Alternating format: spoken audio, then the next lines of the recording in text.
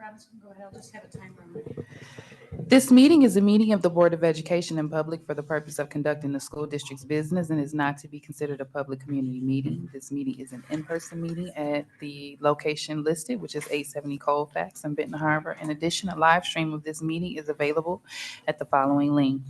Questions may be submitted beforehand to liz.goodwin@bhas.org or presented in person during the public comment section as indicated in the agenda. Board members may be contacted through the emails listed below. Requests for special assistance, including for persons with disabilities, may be sent to liz.goodwin@bhas.org. I call this meeting to order officially at 5:44 p.m. We will begin with the Pledge of Allegiance. Pledge allegiance to the flag of the United States of America and to the republic for which it stands, one nation, under God, indivisible, with liberty and justice for all. All right, first on the agenda, we have roll call. Liz, can you please do me the honor?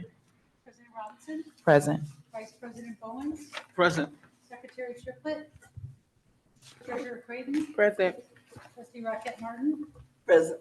Trustee Doyle, Present. Trustee Gavin. Present. The quorum's been established. All right, thank you. A quorum has been established. Next, we have approval of the agenda. As a reminder, this special session was called today to be our work session so that the board can get an opportunity to see how well we conduct business doing it in this manner. So everything that is on the agenda today will be reviewed. We'll be asking questions and things of that nature, but there will be no formal votes today. So at this particular time, I'll ask if there's a motion to approve the agenda. I make a motion that we approve the agenda. Is there a second or support? Second. The motion has been made by Treasurer Creighton and supported by Trustee Bowens. Any questions, comments, or concerns? I do have a question. Yes. So for this work session, have we established some baseline norms or what is going to happen or kind of how it's going to pan out? And I guess my thought is, because like I don't want to sit here for 5 hours and then we do the Exactly. exact same thing. Yes. So if we can set or discuss some baseline expectations for this agenda, because I Sure. know that it is very lengthy. Yes. So this evening, as stated, we'll be doing a work session. So prior to me joining the board, what the district has always done, or from my memory, is that there were two meetings. There was a work session where the board would go through the business at hand, ask questions, express concerns, seek clarifications as needed. And then the district would have an opportunity to answer those questions, follow up with any information that was not provided that evening. Discussions would take place. And then the expectation is that we move through the agenda swiftly this evening, get everything clarified. Anything that's not clarified tonight, we have another week to receive that clarification from the district. And then the expectation is that we're prepared to take a vote at our next meeting. I am going to be extremely strict on comments and questions. Of course, I'm not going to violate anybody's rights as a board member, but this particular meeting is used for the purpose of asking your questions, expressing your concerns, seeking clarifications. The expectation is that next week, we should be walking into the meeting and making our votes and just running through it, because we've already received all of the information and clarifications that are needed. So we should be able to get through this evening quickly as well, because there is no pressure for a vote. And any question that is not answered at this table should be able to be answered between today and next week. And then next week, we should be able to go through it really quickly. And then the reason we're doing it this way is that I think it's about maybe 2 to 3 members of the board that are interested in restoring the work sessions. Doing it this particular month gives us an opportunity to see if it is something that we'd like, because as you all are aware, January is approaching, and part of what we vote on is our board schedule. And so I want us to have an opportunity as a board to experience doing our meetings this way. So if we determine that this is something we want to implement next year, we at least have a trial run of doing so. Trustee Gavin. Thank you, President Robinson. I guess my question is about the agenda. Maybe I misheard it. I thought we were going to do have the information for the superintendent contract and a closed session on here to discuss whatever those recommendations are. Is that not happening this week? So I have an update for you on where we are on it, and then you'll have your, we won't have a closed session today. I'll have an update when we get there for you, and then you will have your finalized contract in order to take your vote Tuesday. Because my goal is that we will not be extending any further. We won't get the contract until next No, Tuesday? you'll get it prior to the meeting, prior to us taking the vote. Okay, thank you. Okay. Any other questions about the work session or the agenda? And I know that, I'm not sure if you all are caught up on your emails, but Treasurer Creighton suggested, which was a really good idea, that we do a consent agenda for staff reports T1 through T9, if I'm not mistaken. Today is an opportunity for us to be presented the materials, but when you come back next week, that agenda will be a consent agenda, so that we can just run through that as well. Point of clarity. Yes. T1 through T7, Okay. and then, and maybe after we get the information today, We we might probably decide to can merge do a consent, but initially it was just for the You look very purchase. nice today. Thank you. That was random. Sorry about that. Okay, if there's no other questions, I'd ask that, I know Secretary Triplett is just getting logged in. Liz, can you call the vote for approval of the agenda? President Robinson, Yes. Vice President Bowens, Yes. Secretary Triplett, Yes. Treasurer Creighton, Yes. Trustee Rocket Martin, Yes. Trustee Gavin, Yes. Trustee Doyle. Yes. Motion carries. All right, next on the agenda is review of board norms. The Board of Education norms for Benton Harbor area schools. We will treat each other with respect. We will listen to learn. We will refrain from side conversations. We will use our time wisely, starting and ending our meetings on time. We will challenge ideas, not people. I'll repeat that one. We'll challenge ideas and not people. We will ask questions when in doubt. There will be no surprises at the board table, and we will practice the 7 norms of collaboration. Those are pausing, paraphrasing, posing questions, putting ideas on the table, providing data, paying attention to self and others, and presuming positive intentions. Next on the agenda, we have public comment on agenda items. Is there anyone that would like to make a comment on an agenda item tonight? As a reminder, we're not taking any votes, but if there's something on the agenda that you would like to speak to prior to us being presented the materials, you're more than welcome to do so. You have the floor. There's a statement that I'm going to read to you. The Benton Harbor Area Schools Board of Education recognizes the value of public comment on educational issues and the importance of allowing members of the public to express themselves on district matters.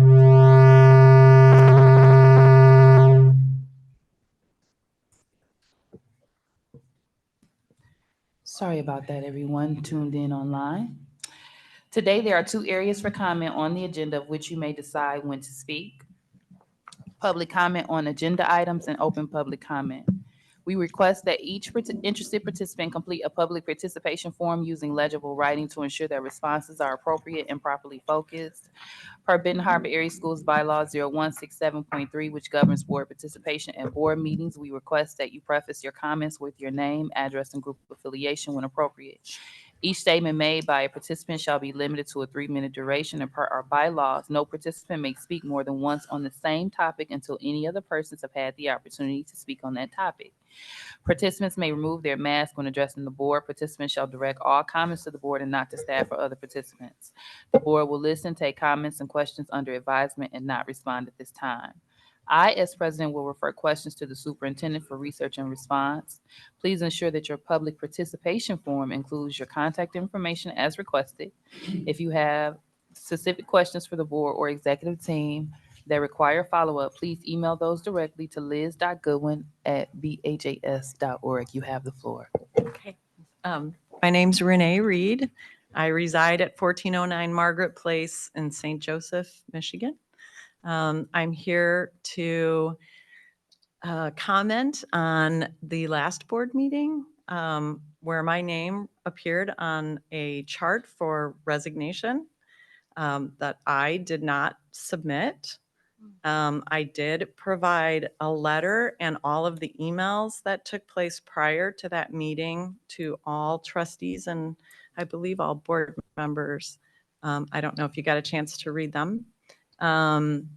And I feel like it was an unjust chain of events, I guess. And it was a surprise to me. I wasn't informed about it until after it had all happened. It left me without a position. It left the children without a teacher. It's forcing me to sell my home. I'm just a single person trying to make ends meet. I have gone on interviews in the area that worked out great. And then they called me the next day and said, "Oh, you're not a good fit for us. We're going in a different direction." I felt like there was some type of intervention, but I feel like there has to be some kind of scope on this. I don't know. I don't know what else to say.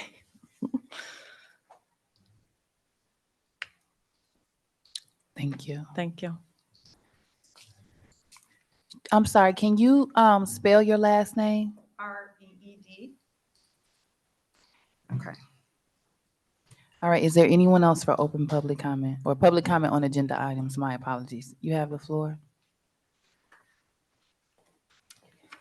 Hello, my name is Sherry Shalegi. I reside at 291 Hastings Avenue, Benton Harbor, Michigan.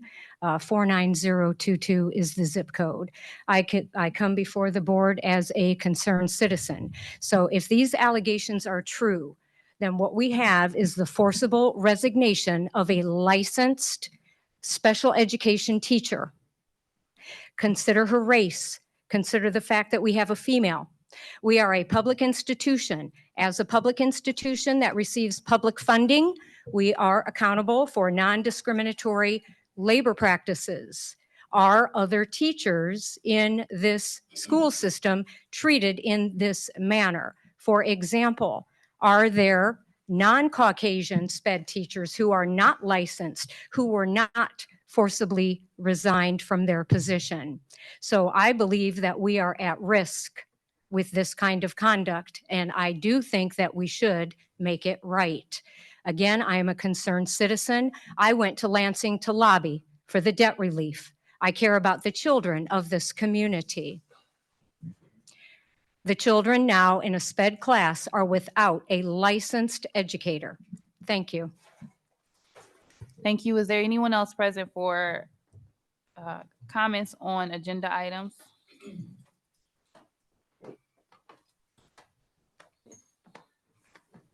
Hey Liz, Michael Albert Hoy, 292 Bellevue in the city of Benton Harbor. The former speaker just spoke about race. This is the same individual who came down to Black Lives Matter and protested it.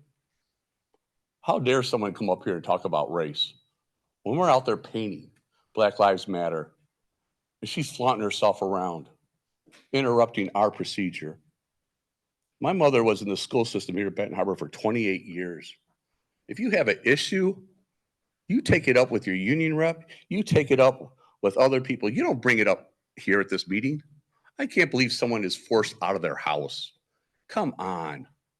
It just doesn't happen like that. There's no smoke and mirrors here. She probably wasn't qualified for what she was trying to apply to. All right? Don't bring it here.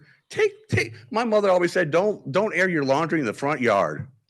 Take it somewhere else. Clean up your house first. End of story. Thank you. Anyone else for public comment on agenda items? I know that the majority of the public has left. I just want to remind everyone that, do you have a comment, sir?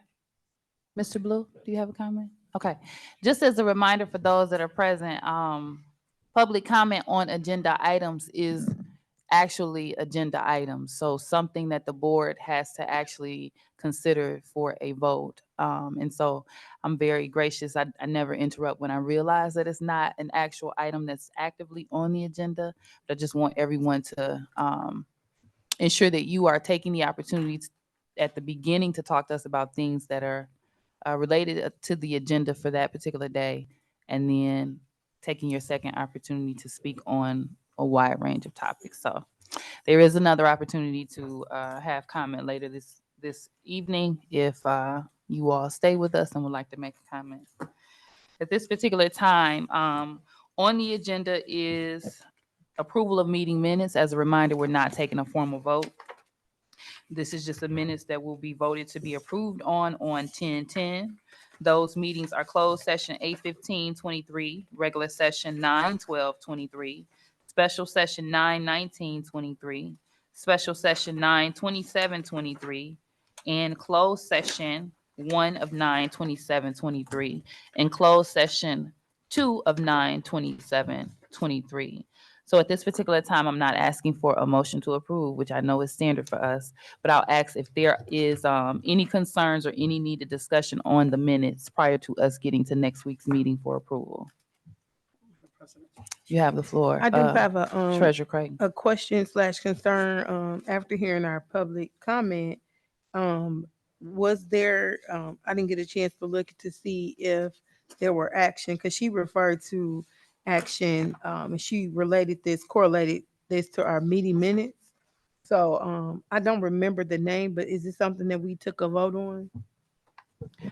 So Treasurer Creighton, you and I are hand in hand. I don't remember accepting that particular name, and the last meeting we had was on the 27th, so I would have to go back to see if it was actually our 9/12 regular session meeting to review and see if that was a name that we accepted a resignation for. So that's a question that I had as well. So I'm reviewing that agenda currently The names aren't listed, in the under minutes. Okay. separations. And while we're pulling that, is there, I know Trustee Bowens, if you had wanted to ask your question or clarify while we get this pulled up? No, I'm looking for the,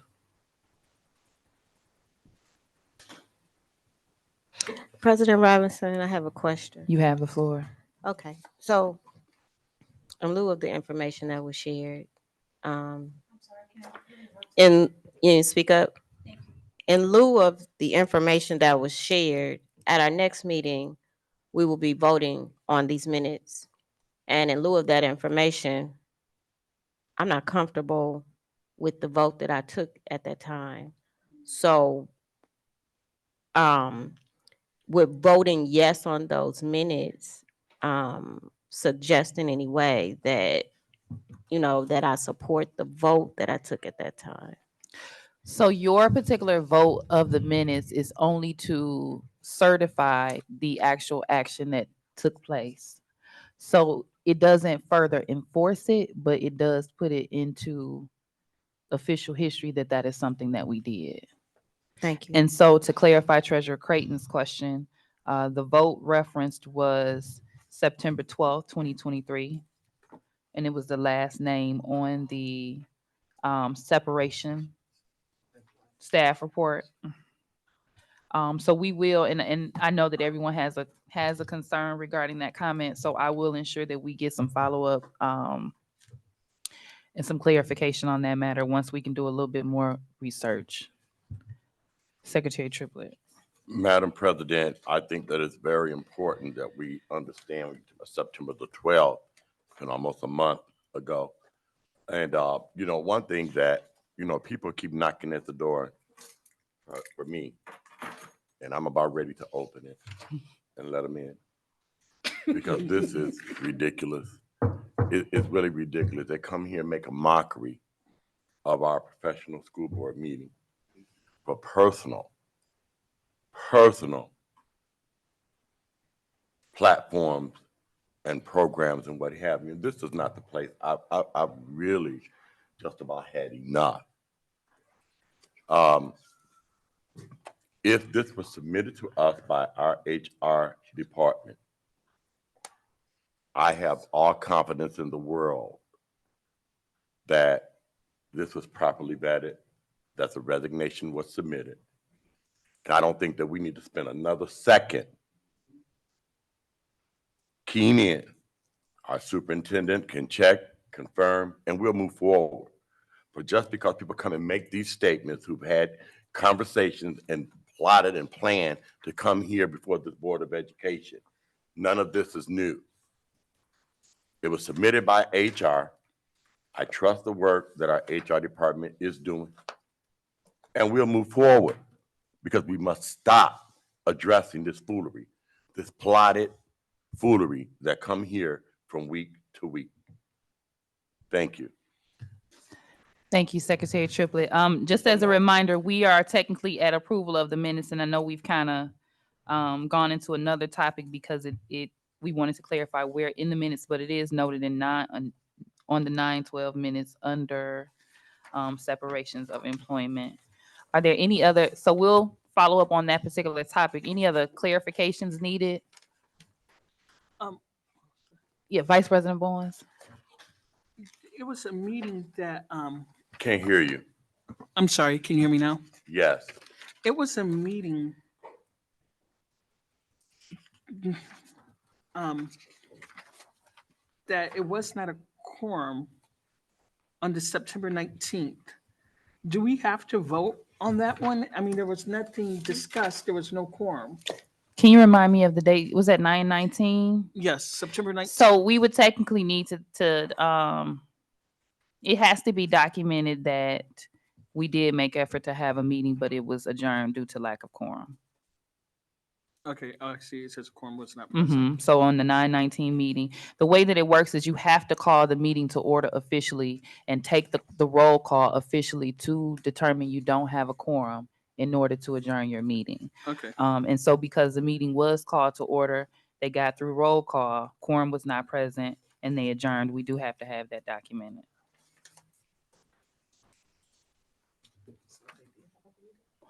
So what I'm stating is the meeting was called for 9/19. There was not a quorum that was available to attend. Because there was a special meeting called, there is an obligation to call the meeting to order. You must take the roll call in order to determine you do not have a quorum. So there was a meeting that was adjourned within probably a 5-minute window due to lack of quorum. So no business was conducted, no conversations were had due to lack of quorum. Does that answer your question, Trustee Raquel? So even though we can see we don't have a quorum, we can't just say we're canceling due to lack of quorum. They still have to take that roll call officially. Madam President, Yes, ma'am. so in the work session, how do we move on if I can't make a motion? I'm just gonna move forward. So Okay, I'm just perfect. gonna keep us moving. If there's no other questions, then we just move on to the next agenda item. Yeah. All right. So if you find if you have not had a chance to really dig through the meeting minutes completely, I know that this is a quick turnaround from our last meeting. Please take the time to do your homework. If you see any concerns or questions, send those to the superintendents and Liz so that we can try to get those updated and rectified as needed. Okay, so now we're at board business. A reminder, protocol 9/13/2022. All comments will be limited to 2 minutes per trustee per topic. So we are at the topic of superintendent contract. It was my goal to have an actual tangible draft in your hands today so that we could take an opportunity to have conversation about that. The update that we have is that the committee and Dr. Buss and myself will be meeting collaboratively with Gardner to be able to finalize Gardner's availability. So the committee has the update as well. Is between 5 and 6 tomorrow or 6:30 to 8 on Thursday. So I will be following up with everyone to try to see which of those dates work best so that we can be in the space with Dr. Butts in finalizing. If there's any clarifications that we need and things of that nature, we have Gardner on hand. And so it allows us to actually wrap up and finalize. So I will send that core. He just texted me at 5:19 with confirmation of his availability for the next 2 days. So I will send that out to you all as an email, or you can text me and let me know which of those times works best for us to try to meet with him. My goal is, if we could do it tomorrow, that would be awesome. I know Secretary Triplett, you want to do it tomorrow. Does that work for you, Treasurer Creighton, tomorrow, 5 to 6? I think I have to double Just let check me with my know. husband. I will. What about you? Do you have a meeting or anything 5 to 6 tomorrow? It would be virtual. He could cancel it trying to get this contract. So tomorrow I have the HR committee, the facilities committee. You can reschedule. Yeah, HR can reschedule. We'll reschedule to make sure we can get this done. Madam President, may I make a comment? Yes. I do want to apologize to the board. When we committed last week that we will have it finalized by the end of the week, we were unaware at that time that Dr. Butts was going to be out. And so to respect him and his time off, we did not intrude on that. And so I do want to extend my apologies to the public and also to the other trustees. Yes, sir. Yeah, and I think if Treasurer Creighton is available, I'll make myself. I'm sorry, because we do need to get this done. I'm really sorry. Go ahead. yes, and as soon as we leave out of that meeting, because it appears as if nothing has been done, an offer has been presented. And as soon as we get this information, we want to make sure that we get it out to the board. So if the meeting is over at 6:00, we need to get that contract out at 6:01. So when we come to this table next Tuesday, no Everyone one will will have have to it. present it if they know nothing about it. So let me ask you another question in this work session. Mhm. How does that work as it relates to getting responses back from the Board of Education if they're interested in doing something different or offering something different? How does that work? They can send that communication to me. And then we get ready to go forth with the vote for next week. We will. So what I hear you saying is if the final version of the contract that we finalize and then send to the board, if there's a board member that has a concern, then I would ask that is emailed to me so that I can follow up with our of course superintendent, because we have to ensure that it's a contract that the change is something that he is not going to reject. Also follow up with legal counsel so that when we come in Tuesday, that adjustment, or if it's a recommendation from Gardner or whatever it is, whether he's for it or against it, we can have that follow up. And so if the majority of the Board of Education is for it, it doesn't matter if one or two people are against it, they still be able to voice their opinion. Is that correct? So the agenda, the finalized contract will be recommended for approval to the board. You are correct. We only require a majority of the board for a vote, which is 4. However, every voice matters, and so I do want everyone to feel comfortable with communicating if there's a point of concern. Okay, yep. So, and hopefully we'll be able to get to a 7. That's my goal. Thank you. Okay. Any additional questions? And thank you, Treasurer Creighton, for that clarification. Trustee Gavin. Thank you, President Robinson. So it was our understanding that we would have a contract to review. We would have an opportunity to consult with our attorney, and we would have a week to dig through that, to think about that, and then come to a board meeting the following week and make a decision. And I do respect the interim superintendent's need to postpone that. And at the same time, we do have a lot of voters who expect us to keep our word. And this just doesn't sound fair at all to say, you all get to meet with the attorney, you get to ask those questions. We don't get to ask any questions. You all come up with something.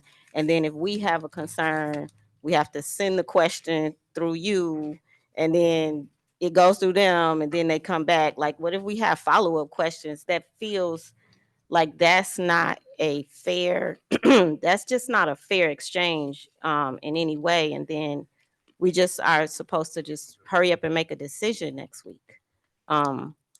It just doesn't, no one is trying to create an adversarial situation, but that's just not how we should be expecting to do business. If we say we're going to give the full board a week, and we say we're going to give the full board an opportunity to, consult with the attorney, then we should keep that. The superintendent is being paid. He's not being treated unfairly in the process in the meantime. And it's just only fair to do it that way. But I also understand that, Is the Secretary timer Triplett, glowing? I Do we- understand that Secretary Triplett did say that, you all have the majority. At the same time, it's just a way to conduct business. Okay, so I just want to provide a clarification. Secretary Triplett, I see you, and then I'll go to Raquette. Secretary Triplett did not say that we have a majority because there is not a majority there is no contract that has been placed for a majority to say that they support it. So I don't want what he said to be misinterpreted. What he asked is, or wanted to clarify, is the fact that the contract, similar to any other vote that we take, only requires a majority. And he was trying to indicate that we do not want to be further delayed in trying to get to a contract where all 7 of us are approving it, even though that's our ideal goal. So he never said that we have a majority, because I wouldn't even, and I can't even say that we have a majority within the committee. We are still trying to get to a place where there is a salary amount that meets what the board, what has been recommended to the board, and what the superintendent desires. So I don't want his statement to be misinterpreted. But Secretary Triplett, you have the floor, and then we'll go to Raquette. For clarification, people understand exactly what's being said. There's no clarification necessary. We are chairman of facilities, we are chairman of policy, we are chairman of HR, we are committees, we have committees. And the committees go through and vet what we're doing. The finance committee goes through, they talk about it, and they bring it back to the Board of Education. Because we should trust one another enough to make sure that we are operating on behalf of the Board of Education and not for personal reasons. This is a committee that was selected to go through to do the negotiations. You cannot be on every committee, and everything do not have to go through you. We have several different committees. I have all the trust in the world that the committee selected is going to be in there fighting on behalf of Benton Harbor area schools and the citizens of this community. Once we get this information tomorrow night, we're coming. We're going to talk, we're going to negotiate, and we're going to send it out to the Board of Education immediately. Tomorrow is Wednesday. They will have it Wednesday evening, No later than Thursday. no later, or Thursday, Friday, Saturday, Please Sunday, don't commit. Monday, Tuesday, Right. Wednesday. Because anything can happen in the meeting, but I go just want ahead. to finish. So they will have, if we get it out tonight, tomorrow night, that means that they will have 7 days, a week, to look at it. Thank you for allowing everyone to send their concerns. We will bring it then to the Board of Education, like we always do, when our trusted committees and trusted committee chairmen bring this information to us for discussion before this Board of Education, and we will move forward. If a majority says yes, the contract will be accepted. If a majority says no, the contract will not be accepted. We do not operate, and I will not continue to set up here and be accused of not, first of all, having my own mind. I don't ride with people. I was elected by almost 7,000 people to represent this school district. So when I know y'all got, who is y'all? Because we need to clear this up publicly for those, Point of all order. of the many citizens who are here listening to this and that have concern. Oh, the timer's off. Okay. Okay, so I just, like I said, Secretary Triplett, please wrap up your I'll comment. wrap up my comment, but I'm serious about this because people are being accused of bullying and what have you, and all of those type of things. When people send these condescending messages as if we are in here doing something against our citizens, it's not about individuals. but against our citizens, then I take that personally. So I have all confidence that we'll be able to, all of our colleagues, bring you something that you can look at and make a clear decision on who and if we will move forward with the support from our interim superintendent in putting a contract out to the citizens of Benton Harbor, all of them, those listening right now. Thank you, trustee Raquel Martin. Yeah, Madam Chairman, I also was under the impression that, and if I can recall correctly, I think you even asked us if you would, if we trusted you guys enough to do the negotiations with our superintendent and take that task to do. And we agreed as a board, we agreed that we would appoint you, Mr. Triplett, and Mrs. Creighton to do that job. And so it was under my impression that once you guys got the contract settled and the negotiations, that you would then bring it to us, which you said you would, and that we would vote on it and go. But we left that task to you to do. Thank you, trustee Raquel Martin. The other thing Madam that I would President, like, oh, you have, I you didn't know had a if was comment. moving Go on. ahead. Oh, I just wanted to also provide a clarity as far as our committee, our contract committee. I have not received any feedback from the proposed contract. That was my And only so comment. I think in all fairness to our committee, if anyone has a problem or any concerns or suggestions about the proposed contract, that the committee, the three of us did not agree. However, we had some things that we went back to the table on, but no, the other four trustees did not provide any update, clarifications, or suggestions to the contract. And so I think in all fairness, we've had some concerns that we went back to the table on, but no other trustees that were not on the committee provided any updates. So I think as we are kind of talking and being fully transparent, let's kind of be fully transparent that I did not receive any other feedback besides from the other two committee members, which are President Robinson and Secretary Triplett. So the other trustees has not. And so if you guys have sent me something that you want to consider in our meeting tomorrow, please send those to me by 3 p.m. tomorrow, and I'll make sure that your voice is heard at the table when we are negotiating. Thank you. And so I have no need for my comment because it was essentially that for the past well, we're now, it's technically October, so I guess the past 3 months we've been asking for suggestions or concerns or questions to be emailed to us, and I have not received anything other than is the contract ready. And so it is a major responsibility and accountability to be finalizing a contract because there's a lot of things that we have to consider. Right sizing our district, the amount of students that we have, the amount of finances that we currently have, what student enrollment do we anticipate for the next year? Are we going to do 2 years, which is something that I think we've kind of all been looking at as in the best interest of the district. But then you have your money factor. How much are you going to do? Considering the school size that you have, but also considering the heavyweight and labor that your superintendent has with the status of the chiefs and our staffing. You also have things like not only your salary amount, but your benefits. Are you going to give them 15 vacation days or 20 vacation days? How much is the money that's going to cost the district if you increase it to 20 vacation days?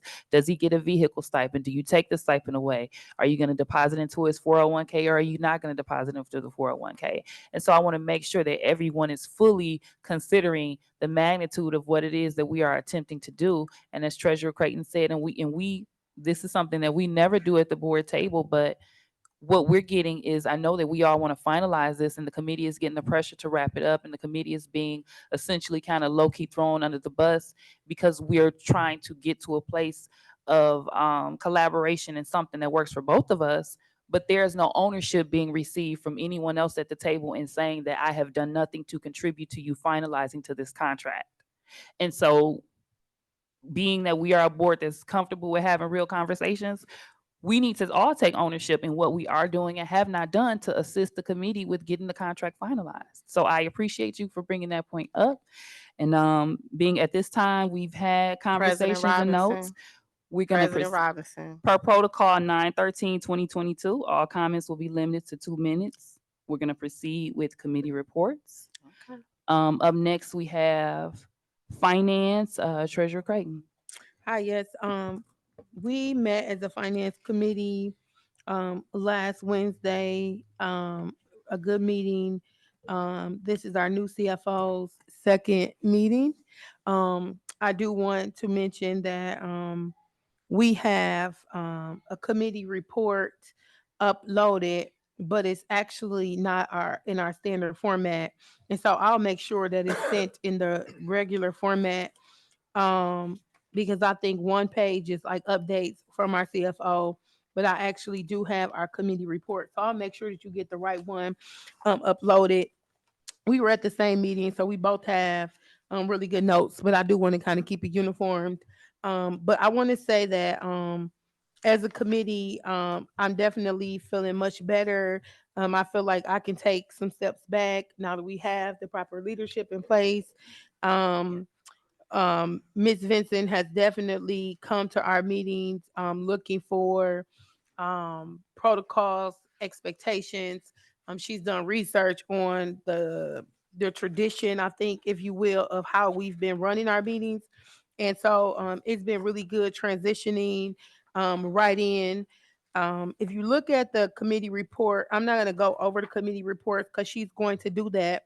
But one thing that we've been trying to do, and it might be helpful to the other committees, is that we've been trying to figure out a format to make sure our meetings flow very well. And so, what we do, we start off with introductions, and then we go into anything that I want them to know, or anything that's been emailed or communicated to me by other board members. She goes into our monthly reports, and then we have a section that's labeled upcoming purchases and contract renewals, so that I'll know what's going to be taken to the agenda, so I can make sure that we've done our due diligence as a committee to have the proper documents in place, that's being recommended to us for a vote. And so then in turn, I am recommending to my board from our committee for a vote and asking for support. So we have a section for that. And then we have just an update section. And so what I have done, and I'll send this to you guys, but what I have done is just kind of listed the updates. And before, we were spending time trying to kind of keep it too formatted, and it just caused a lot of problems. So we're going to just provide all of the updates.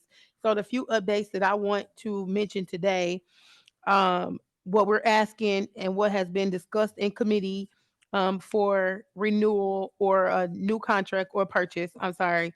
Um, the library books and furniture, tons of library books. What the goals behind it, in short, is that our principals and I don't want to get the acronym wrong. Help me out. Yes, MICLSD,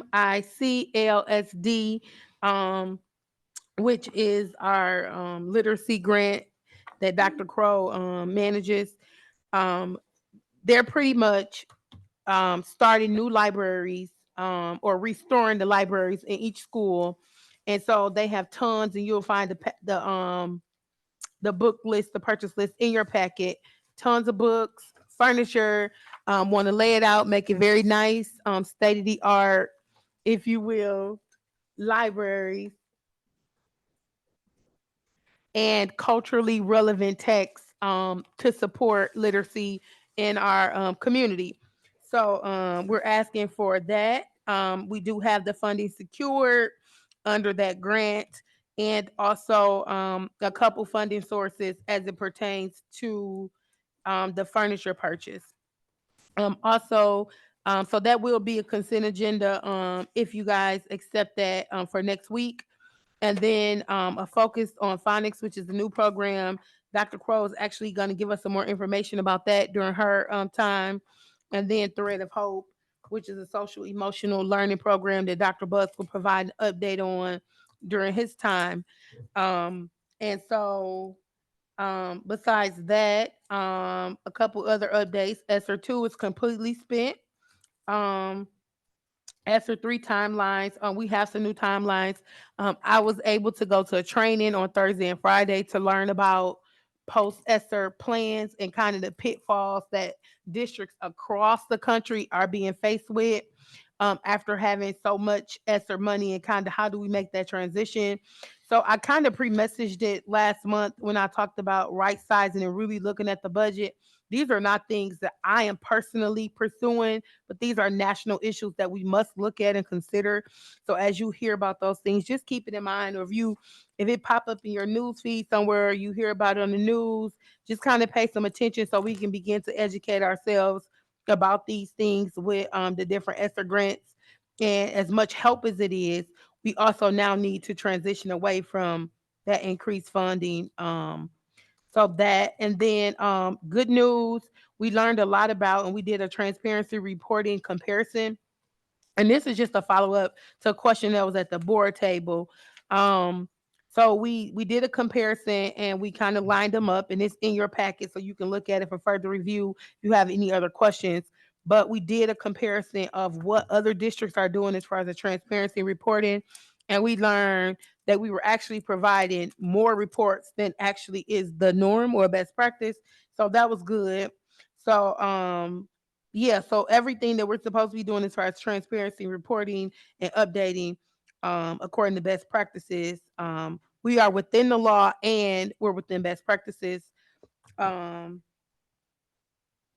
oh, and then one last thing, Trustee Gavin asked for a school building budget report, and so Molly has put those together. And then what we're looking for, not to be answered necessarily tonight, but to be discussed tonight, are any follow-ups to if what we have provided will be sufficient, or really kind of unpacking the expectations behind those things.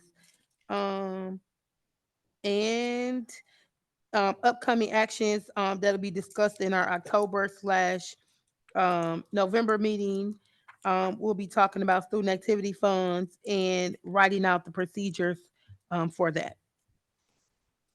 Thank you, Treasurer Creighton, for your committee report. Is there any questions for the Finance Committee?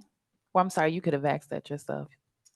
Sure, you're the chair right now. No, you're good, because I don't want to get in the habit of giving a long meeting, but we're trying to really understand and interpret, so kind of Okay. bear with us. But I do want to just in the future just provide some quick updates, and that's it. And just as a reminder to the board, because your committee reports have been provided at this meeting, there will be no committee reports next meeting. So this is your opportunity to ask those clarifications before, as I stated, we take votes. So we'll go to Gavin and then Triplet, and then Bowens. Did you have a question as well? We'll go to you, your third. Your statement on our committee reports. Uh-huh. I was just informed that HR, we haven't had our committee meeting. It would be scheduled for tomorrow, but it looks So like you it's can going to be rescheduled. Oh, so you can yeah, probably will be rescheduled. So the HR committee may not have a meeting update next week if it's not prior to next week. But we can follow up on that. Thank you for that clarification. We'll go to Doing trustee. your report time, sir. Thank you. Right. We'll go to trustee Gavin and the secretary Triplet. Thank you, President Robinson. Thank you, Chair Creighton, for considering my question. You said that there will be a report on the budget for each building. And I was just wondering, what is the expected date of arrival for that? Okay, perfect. If you look at your agenda, it is listed for the October 3rd agenda under business and finance. So it is an agenda topic for tonight. I'm sorry. You saying it's a topic, meaning that they're going to provide it tonight? Correct. Oh, okay, thank you. All right. Secretary Triplet, you had a question or a comment for A finance? comment and a question. First of all, I would like to take this opportunity to thank Chairman Creighton, Chairwoman, thank you. Chairwoman. Just trying to lighten the mood a little. The mood is cool with me. I'm good. But I would like to take this opportunity to thank Chairwoman Creighton for the job the good job that she has done in the transition um, of the finance department. And so you had an opportunity prior to do this because the chief financial officer resigned a little earlier. And so I think that you have done an amazing job Thank in you. pulling and have been totally committed to the work. I never feel like like they're shooting from the hip, that you're just in there doing what it is that you do on behalf of this Board of Education.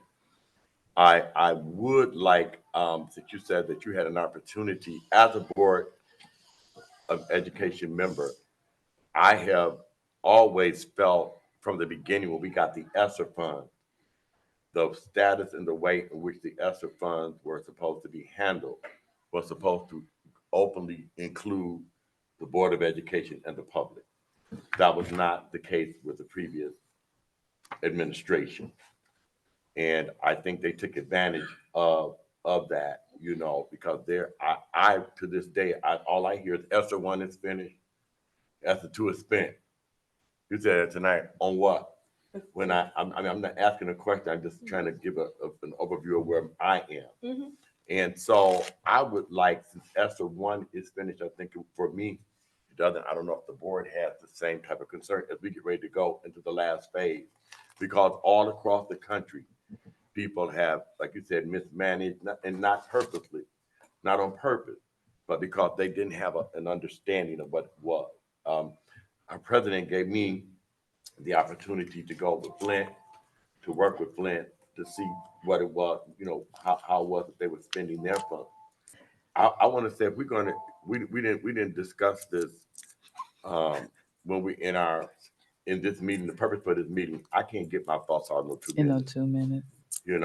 Because my questions are not going to be answered if you're at the board meeting, but when we're in a work session, we need to be able to talk and discuss what it is. So I want to put on the table that be moved off. But I mean, in closing, Madam President, I want to know, where was this money in ESSER 1 spent? I don't want this big graphics report. I want it in layman's terms to be able to read. Mhm. Was it audited by us, by our central administration office? Where did all of the money from ESSER 2 go? Where was it spent? Okay. And then for us to be able to really have Secretary Triplett, please wrap up your comment. a meeting with introduction to what's going on with ESSER 3 before we close.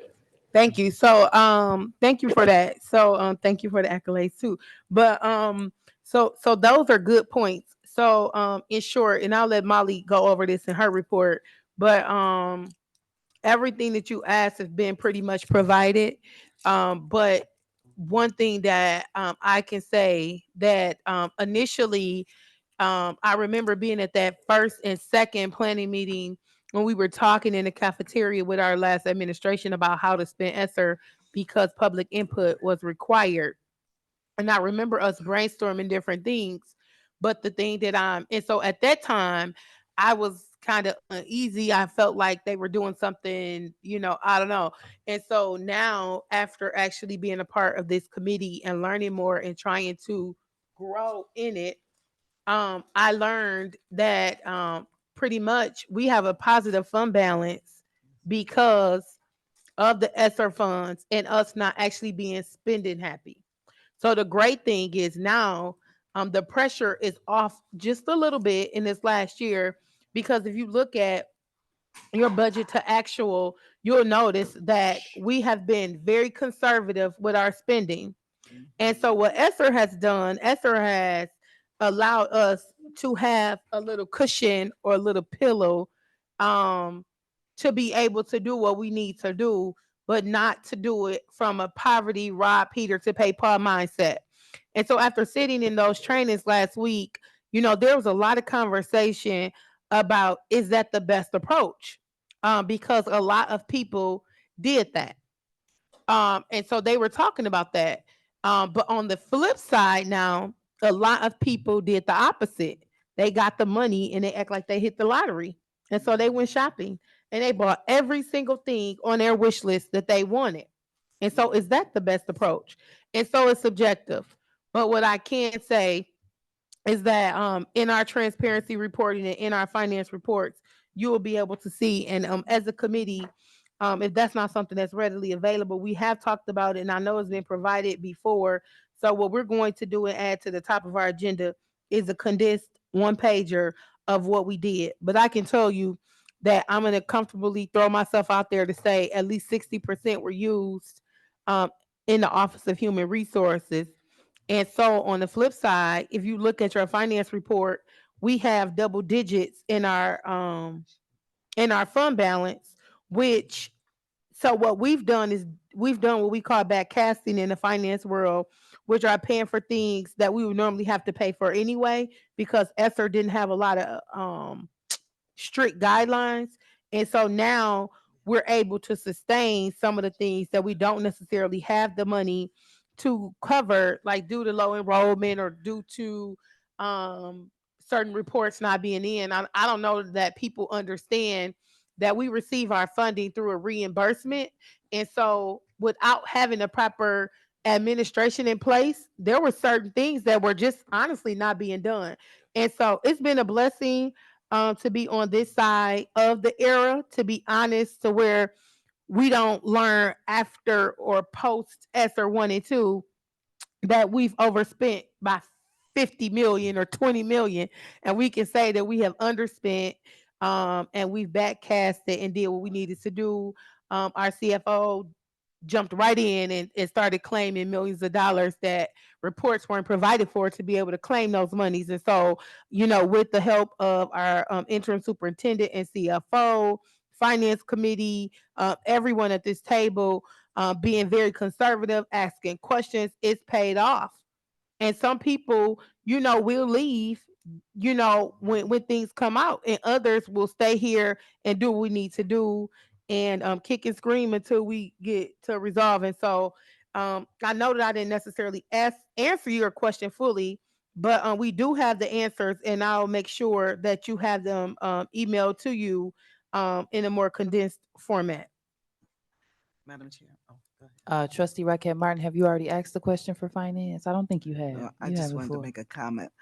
Our finance department is a good department. Our finance committee works well together, and it takes all of us working together to get this kind of a job done. And we do appreciate Molly, and we appreciate our chairman. Thank you, Trustee Raquel Martin. So if there's no other questions, we are going to proceed with human resources. As Vice President Bowens indicated, our meeting was scheduled for tomorrow. And then facilities is also tomorrow. So we do not yet have an update. We will make, no, human resources. So we have to connect to get that rescheduled. And if we're able to convene prior to next Tuesday's meeting, then you'll receive an update next Tuesday. Vice President Bowen. Thank you, Madam President. As the chair of the HR committee, here are some things that we will be looking into. How many people, we want to audit on how many people, how many staff are we having on medical leave? And what we can do, is it a second requirement, second doctor's visit, a two review process? The other thing that we are looking at, one thing that was staggering at the last school board meeting, we will be looking at how many teachers are in teachers in training and teachers waiting to get their certifications. Obviously, if we have a teacher that's been in teacher in training or whatever they used to call it back then, and they've been in there for 5 years or 6 years, why are you still in teachers in training? Why aren't you taking your test? The goal is to get more certified teachers in the classrooms and what we can do to do that. The other question was how many certified teachers are in classroom and how many certified teachers are not in class. So this is some of the stuff that we will be presenting to you all. How many staff members are in edu staff? And also, how much are we spending on third-party investigations for, never mind. Sorry. Madam President, I have a question. You have the floor. Okay, I sent out an email asking for a staffing list, and this is not a surprise. I did send out an email, And so I want, since this is not something that you guys have already discussed or you haven't had the meeting, if we can get, and this has been something that we asked in the springtime, a complete staff list. And so if the positions are open with vacancies, I think as we're having this conversation, I have two more trainings Thursday and Friday, and this would be very helpful to have some tangible information. And I don't have to have it by then, but I'm glad that they reinforced it during that training. You know, it's important to look at that. And so if there are vacancies in certain departments, you know, as you're right sizing and really thinking about how you're going to cut this spending, you'll have clear expectations and guidelines. The other thing is, you know, I looked in my email last week and trying to find it, and I found the document, but I don't have access. So we've also talked about that at the board table. You know, how do we when people leave or when people whatever, you know, you've been paid to do this work. And so now that my access is denied because of the Google Docs, like it has to be some other kind of way that when documents are shared to us, if they're in Google Docs, anytime someone want to go in and change it, clear it out, or deny my access, and I can no longer see it when I want to look and do my own research, you know, as it pertains to something else. So I do want to figure out how we can kind of get that information and keep the information as far as the staffing list and just seeing what jobs are open or available and that's been board approved. Thank you. So we will, I did see your email on the way here. So that's a topic that we'll look into as well. And Paul may, well, from an IT standpoint, may have to help us with seeing if we can, if you have, because it was shared by a person that is no longer. No, I'm not saying that. I'm saying, so like if I share a document on Google Doc, like in a normal, if I send it in a Microsoft document, it's always in my email. If you Right. send it in a Google Doc at any time you want to change it or lock it, then I no longer have that information. Okay, so you're saying using an alternative method for the documents we have access to, so we can always have access to them or at least be able to view them. Yes. Okay. All right. Any other? I know that Trustee Bowens kind of gave a preview of what we're planning to discuss. It kind of turned into a committee update, although we haven't met. So I do want us to continue to move forward so that when we actually do give an update, it'll actually be the flush out of what was discussed in that meeting. So at this particular time, I'll ask if the chair of curriculum and SPED, Secretary Triplett, can give his update and also acknowledge to the committee. I had Dr. Buss laughing about it because I logged on or tried to log on and then my phone died. So the only thing I heard was, Madam President's on the line. Hello, Madam President. And then I just vanished. So my apologies for missing that particular meeting. But Secretary Triplett, I'll give you the floor to provide us the update. Madam President, if I may at this time for both the Curriculum Committee and Facilities Committee. You just sure can. Combine the conversation. For me as chairman of both of those committees, we're in the same. I think it's important for the public to understand that there is not a standstill on the work that's being done. And again, this is to the interim superintendent. There's been a lot of transitions and at the top. And, you know, for whatever reason, resignations, you know, the director of facilities, and, you know, leave of absence and all of these different things. When you talk about the chief of curriculum, and people have stepped in and done an absolutely amazing job just holding these departments together. It was my goal as chairman of these committees, and Mr. Corson with the facilities has done an amazing job in keeping me abreast on some of the things until recently with his emergency, his family emergency, which was a very serious emergency. And so I do appreciate the communication and what have you, but I, as chairman, for some time, it's felt that these committees are the committees of the Board of Education. We are not coming to a professional development from Dr. Butt's staff. And so it is my goal with the committee with both of those committees. And I think that we need to look at all of these committees as we're moving forward. I don't want to be blunt with it, but we do not work for them. Okay, we have one employee. We're not their employee. They report to our employee, and he reports to them, because this has been the case. You come in, people just, this is what we're doing, blah blah blah blah blah. No, there are some things that need to be discussed. There are some things that need to be discussed as to why this grass is still in this football stadium on the ground, or how the conditions of our facilities are concerned. That, so we need to meet prior to, so that we can be on one accord, based and learning how I heard Chairman Creighton say, even in the work that they've been doing, that they, you're forming, how do these committees actually look? How should they look? And so I just want to say the report for me, but also to those of us who are on the committee, we need to meet, those of us who are on the curriculum committee, we need to meet without the superintendent and the official and central administration representatives, to see how we want to move forward in those various committees. There are some things that we need to do as a Board of Education ourselves when we go before our superintendent, our employee. Okay, so these are the things. So he will have an understanding of what is actually expected. Right now we have just been all over the place fighting.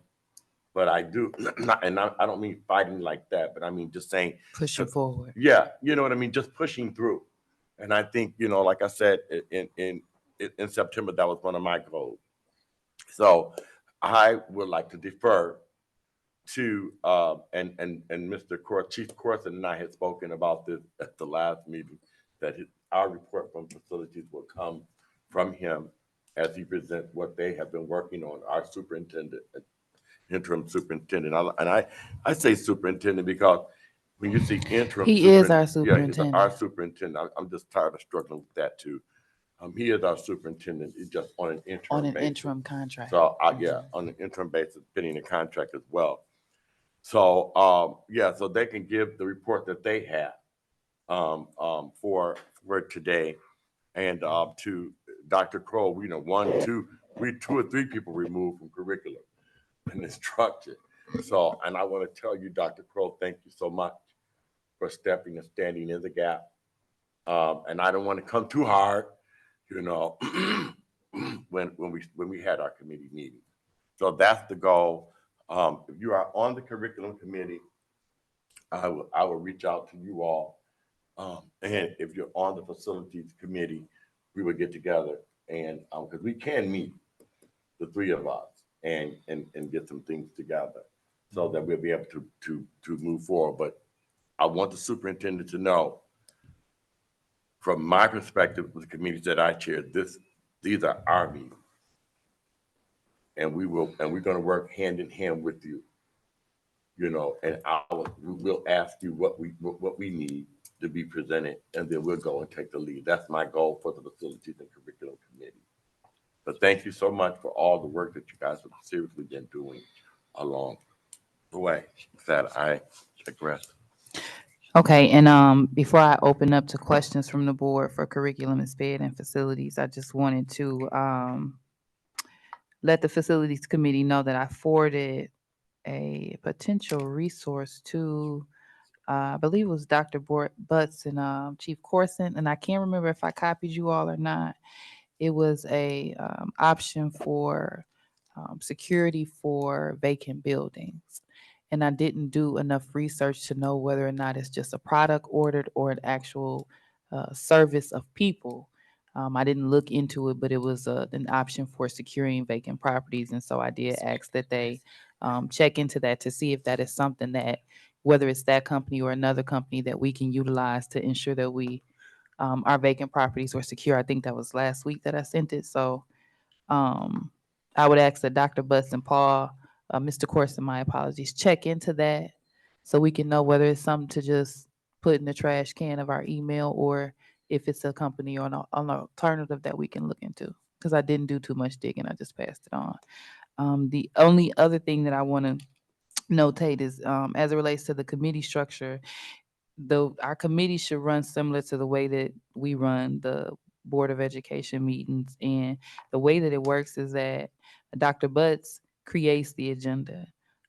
He has the agenda all set when he sends it to me, because they know, what their timelines are, what they're presenting, what they're bringing before the board. I then look and see if there's anything missing, if we need to add something, if we can afford to remove something.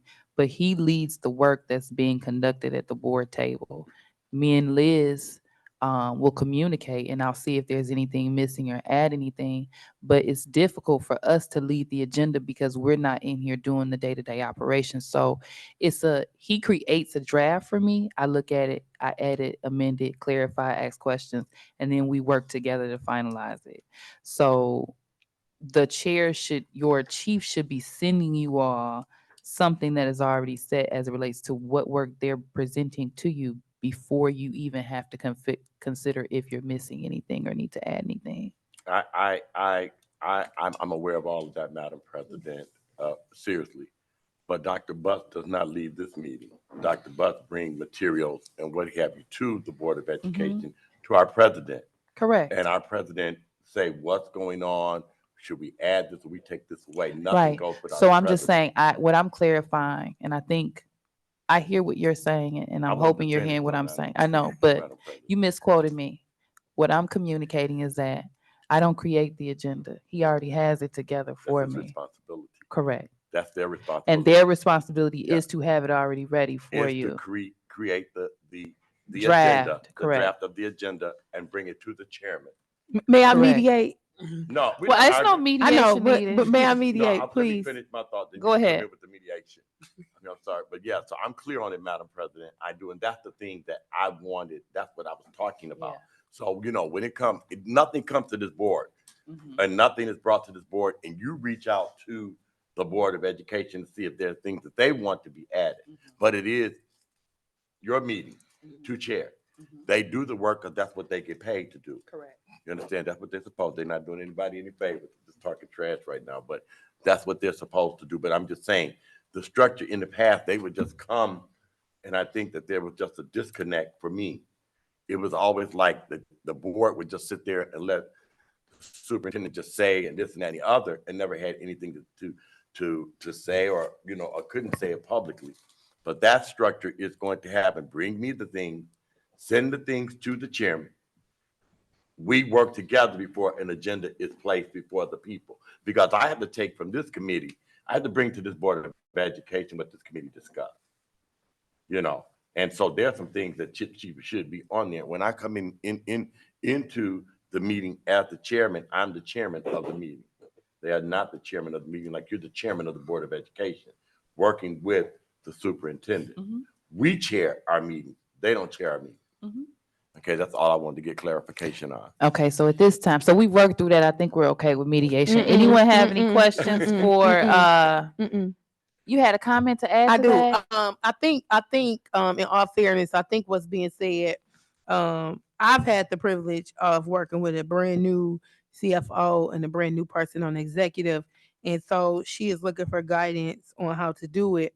But I think, honestly, I have also been involved on the other side of trying to push into a meeting that I am chairing. And so I think what we have to do again is set baseline expectations for and I'm just gonna say it since we're having a limit squeeze.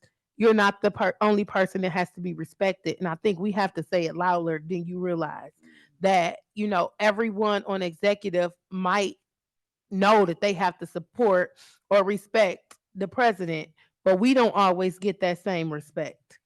And so as we come forward and trying to honestly help and support them, because when they need us, then they're Madam Chair or Sir Chair, right? But when they want to be strong and I'm just saying this is the culture. I'm not saying this is anyone. You know, a lot of times it is kind of conveyed a different way. And so I think this is a great platform to really talk about baseline expectations and what's the expectations. You know, the first month I was like, listen, this is how and then she was like, okay.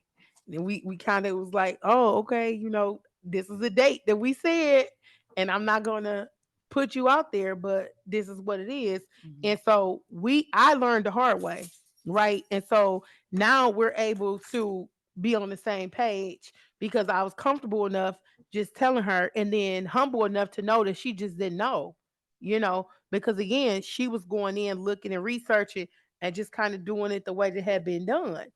And so I have to let people know, and this is a great commercial. I ran a campaign. I'm not a paid employee. And so when I come in, I don't expect to be treated as if I'm getting a paycheck, but I expect to be treated as if I'm here to support this entire staff, this entire student body, and the entire community of Benton Harbor.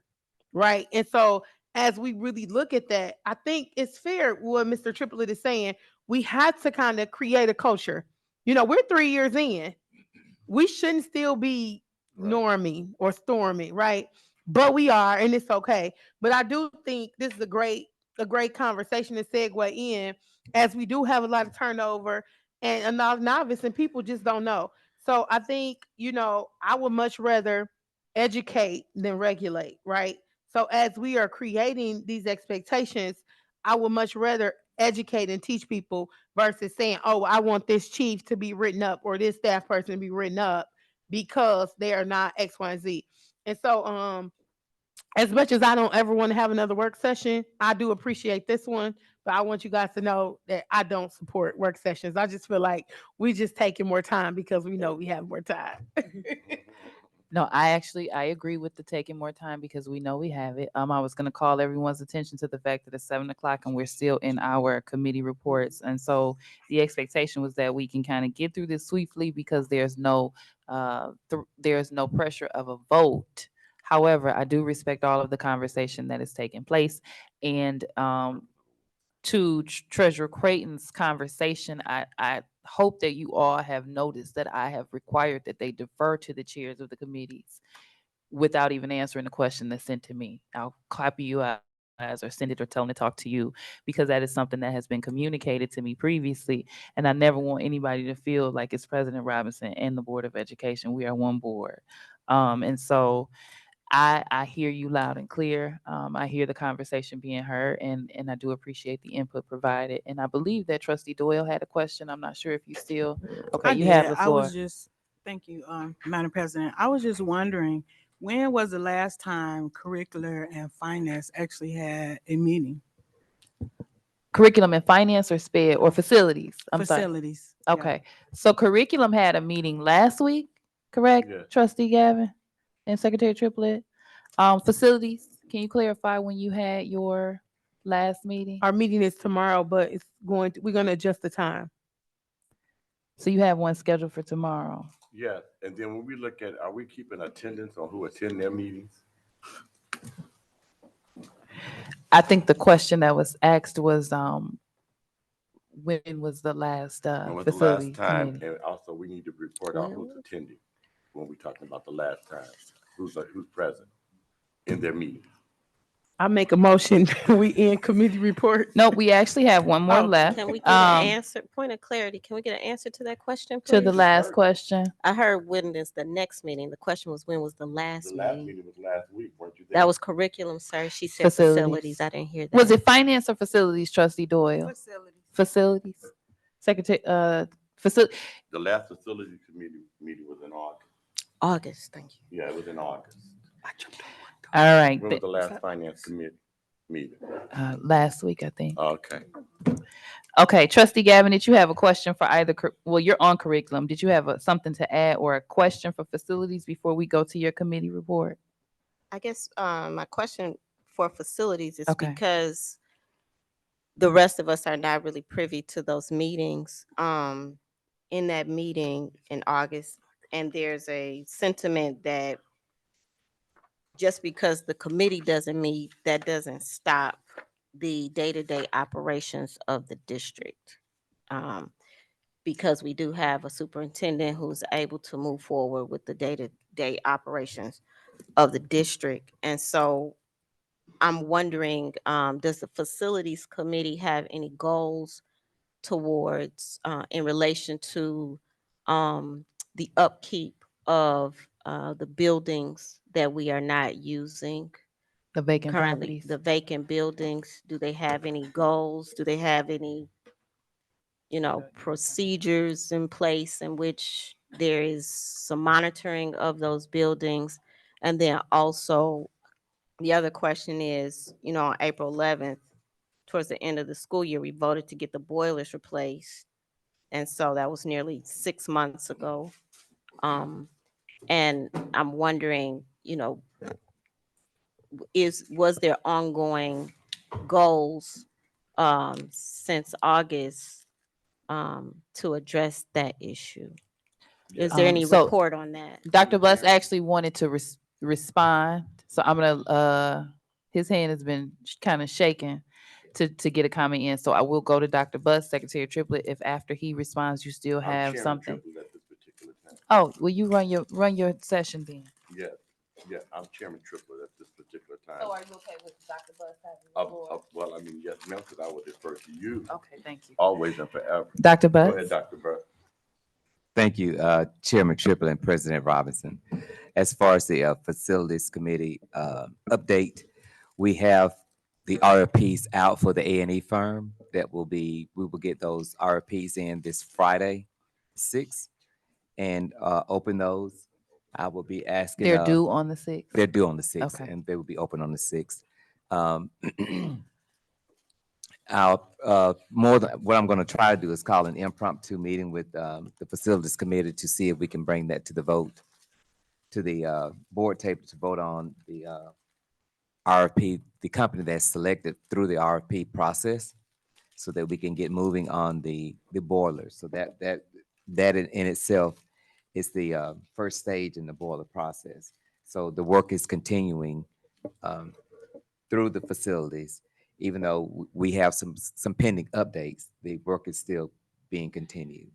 Um, we spoke a little in finance in reference to the playground and how it's going, and it is going up. So when we first started, the understanding was we were just purchasing the equipment, but the equipment is being actually specialized and built for our school. So it will be installed mid-April to mid-March, early April, March, between March and April is what we've been told. So that has been secured and is on its way. We are also in the process, as soon as we get these RFPs on Friday, we will be working again to put RFPs out for the football field, the practice Dr. Butts. football field. Well, all due respect, I don't want to cut you off, Okay. right? But I think this is a prime example of I am an elected official. The committees that I attend are committee updates. If you notice later on the agenda, you guys have these things on the agenda to give an update. And so don't feel compelled to do that out of sequence. These are committee updates, Okay. right? And so you're absolutely right. I intentionally did not go over those RFPs and pretty much everything that goes through facilities come to finance first, right? And so I intentionally did not report on those things because from a board, we got the information that we needed to let you guys even come to the table with your recommendations. And so when you do that during each section, we have the experts who are getting paid, who are not elected officials. They can give their reports and you can give your reports. So I'm not stopping you from doing that, but I don't want you to get distracted because it is on the agenda later on, and then you'll have to do that again. And so I think this is a prime example of we are elected officials. We have board committee meetings, Point not of order. operational meetings. Point of So order. we have board committee meetings. President Robinson. Who has the floor, Which President point of order? Robinson? I had a question that was being answered about a very Okay. serious issue So, that people actually care That's about. on the so agenda. I'm gonna And ask. At this time, I make a Chair, motion that we take a Chair recess because it is Triplett too hot in here. actually Okay, has And so I we're am being gonna, bullied. so we are going to take a recess if there's no objections. We're gonna take a 15-minute recess, which is out of our norm, but I think it's needed. When we return, I'm gonna review our board norms, and then we will pick up with the facilities update following that. Thank you. we're gonna pick So at this particular time, we are live to the public. I'm going to ask that our chiefs and our board have a seat. We are missing Secretary Triplett, but for the sake of time, we're going to reconvene. So at this particular time, I am calling us back to our meeting as of 7:23. And I am going to, as promised, I am going to review the board norms very quickly. We will treat each other with respect. We will listen to learn. We will refrain from side conversations. We will use our time wisely, starting and ending our meetings on time. We will challenge ideas, not people. We will ask questions when in doubt. There will be no surprises at the board table. We will practice the 7 norms of collaboration. Those are pausing, paraphrasing, posing questions, putting ideas on the table, providing data, paying attention to self and others, and presuming positive intention. So at this particular time, prior to the recess, we were at the facilities committee update. And I know that there was a question from Trustee Gavin regarding the boilers. Dr. Buss kind of answered that question, and I think you were starting to go off on a tangent. Forgive me, I don't have another word for it. Regarding the playground. And so that was not necessarily the question that was asked. I believe you did answer the question regarding boilers, but I do want to bring the board's attention to the fact that there is a boiler RFP update under the superintendent section, which is what I believe that Treasurer Creighton was communicating, that that's an actual topic later in the agenda. So Dr. Butts, any other updates that you have regarding the playground and things of that nature, I would ask that you allow Chief Corson to give those in his relevant section of the agenda so we can proceed. And if there is no additional questions for facilities and no Chair Triplett has not returned, I am going to defer the floor to Trustee Gavin for policy committee updates, and then we'll return to the facilities discussions under boiler RFP update, and then under Chief Corson's section as well.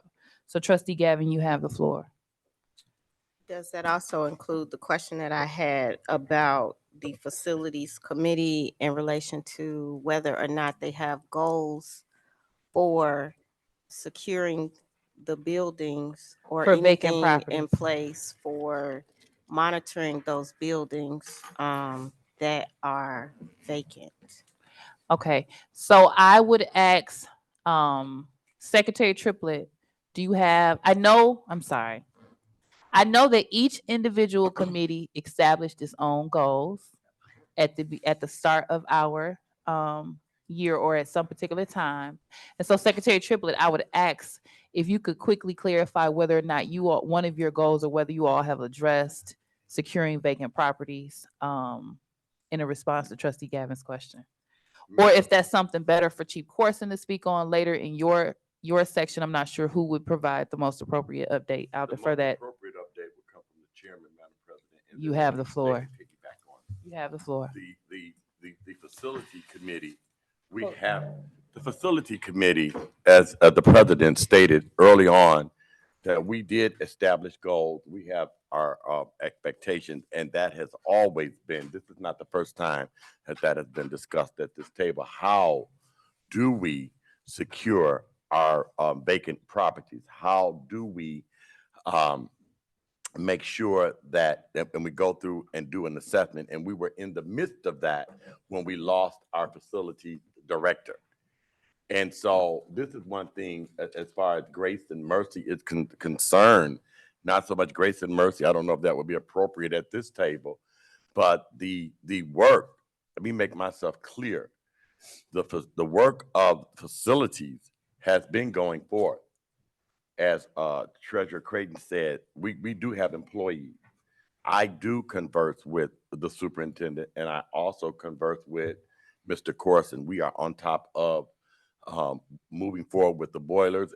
As a matter of fact, the last meeting, we gave an in-depth presentation on how long and what it looked like, and that we were pushing to find places and spaces to ensure that we could move the work on the boilers forward. And they have been working rigorously on identifying, and there's some information that will be coming to the Board of Education even as it relates to that. So in answer to your question, to the best of my understanding, yes, we do. We have plans and we have goals, and we have not, once we get that position in place, a lot of things were placed on Chief Corson in the loss of that position. So we're definitely, that is at the forefront of the work. Trustee Gavin, I hope that answers your question. Thank you, Secretary Triplett. Trustee Gavin, you now have the floor for policy committee updates. And Chief Corson, if there's anything additional you need to add in response to that question, I would ask that you do it under your relevant section of the agenda. Trustee Gavin, you have the floor. Thank you, President Robinson. The policy committee, the last policy committee, we focused a lot of our time. We did discuss the school debt forgiveness resolution. Initially, when this was brought to the policy committee, the committee members did not want it on the agenda, but this time we were able to place it on the agenda and address it and receive that support from Dr. Butts.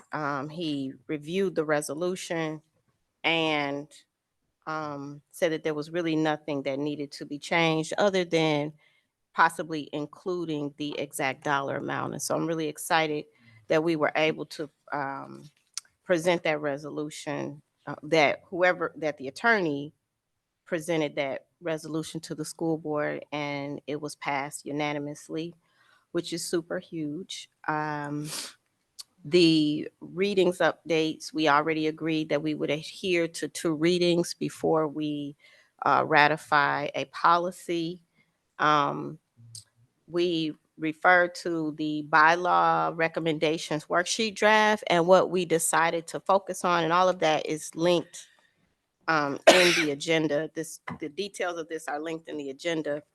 There are a lot of things that we would like to recommend for changing, but since the school year is in, we are very much interested in getting our student representatives, school board representatives at the table. And we had a very productive conversation about the criteria for, what criteria we wanted to use in order for student school board representative to be placed at the table. And Dr. Butts so graciously, indicated that he did not want to be the person to make that decision. He really wanted there to be more student involvement and more, staff who are working with the students on a regular basis to have that say. And I appreciated that.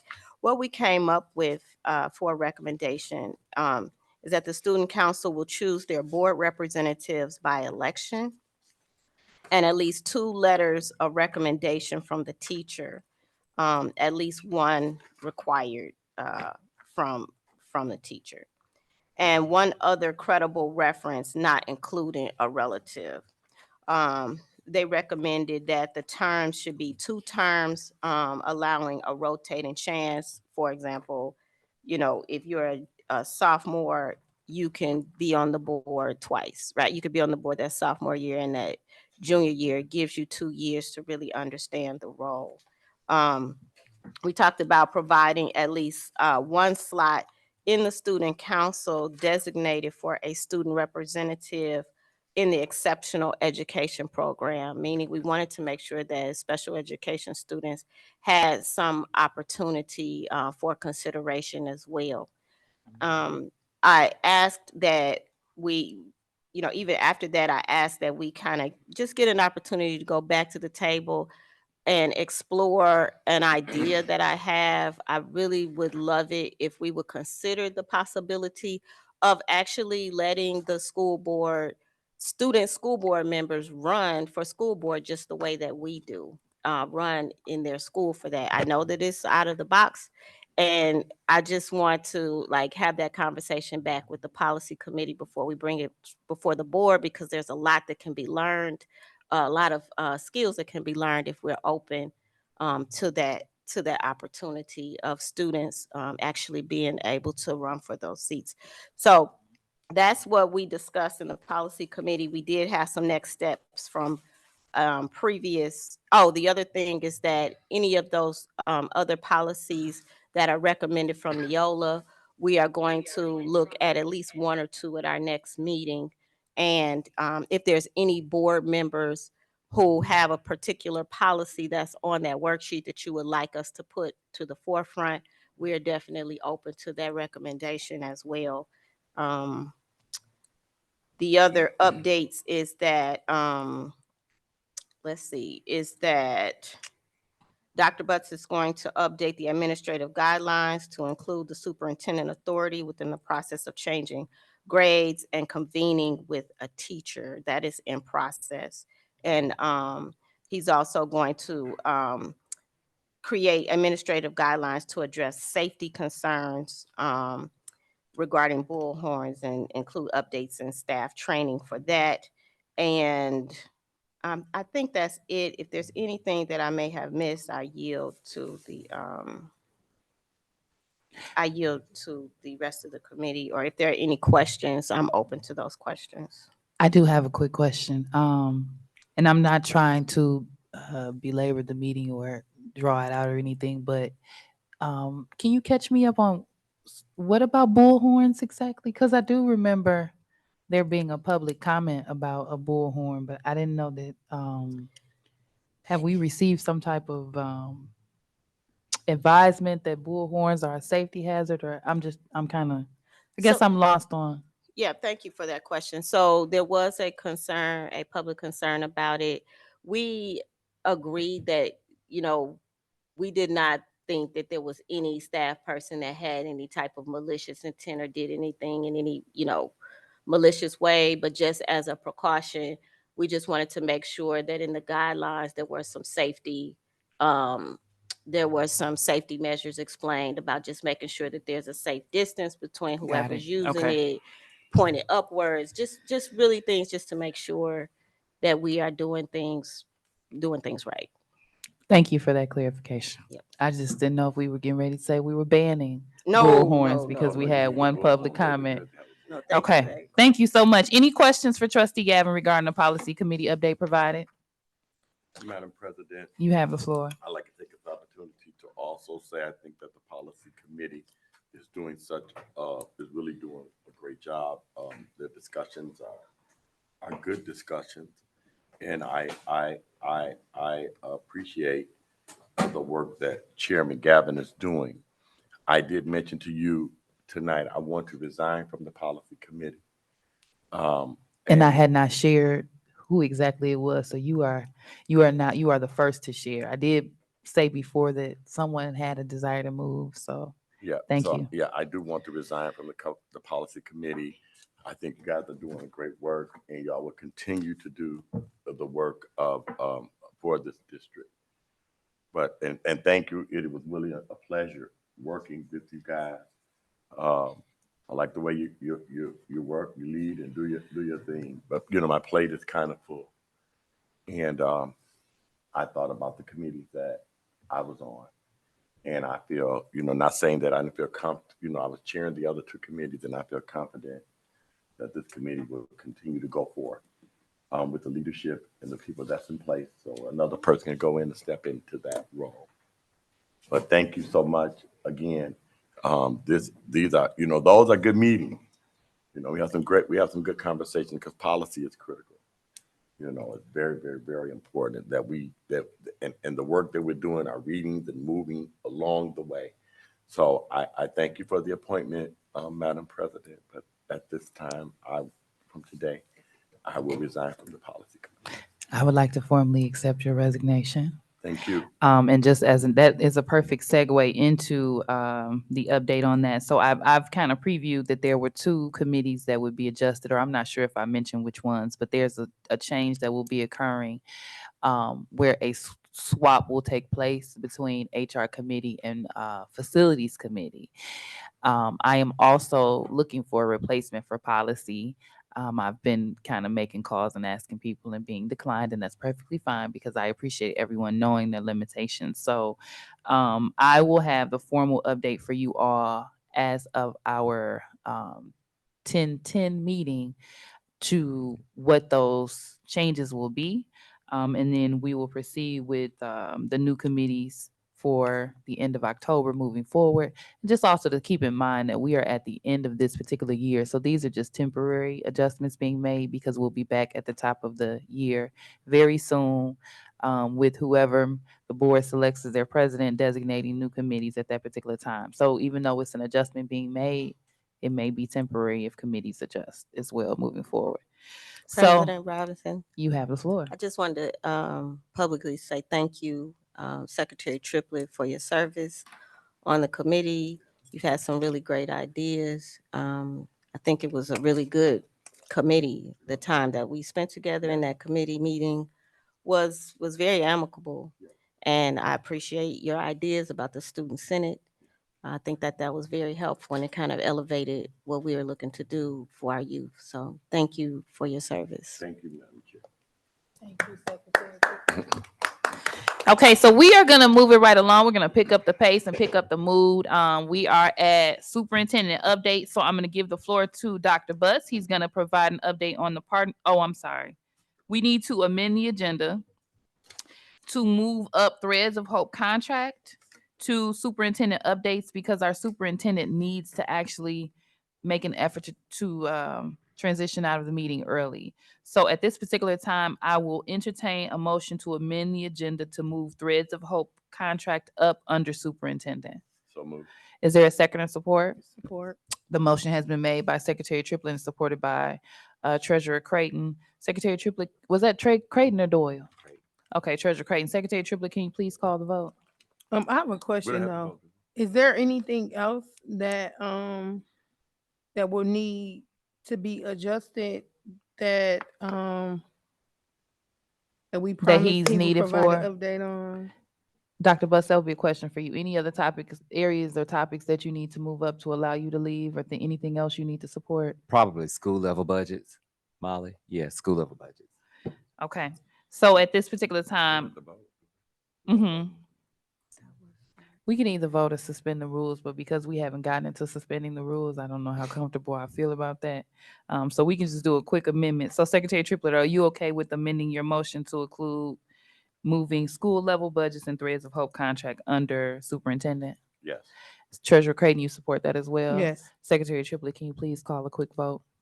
President Robinson, Yes.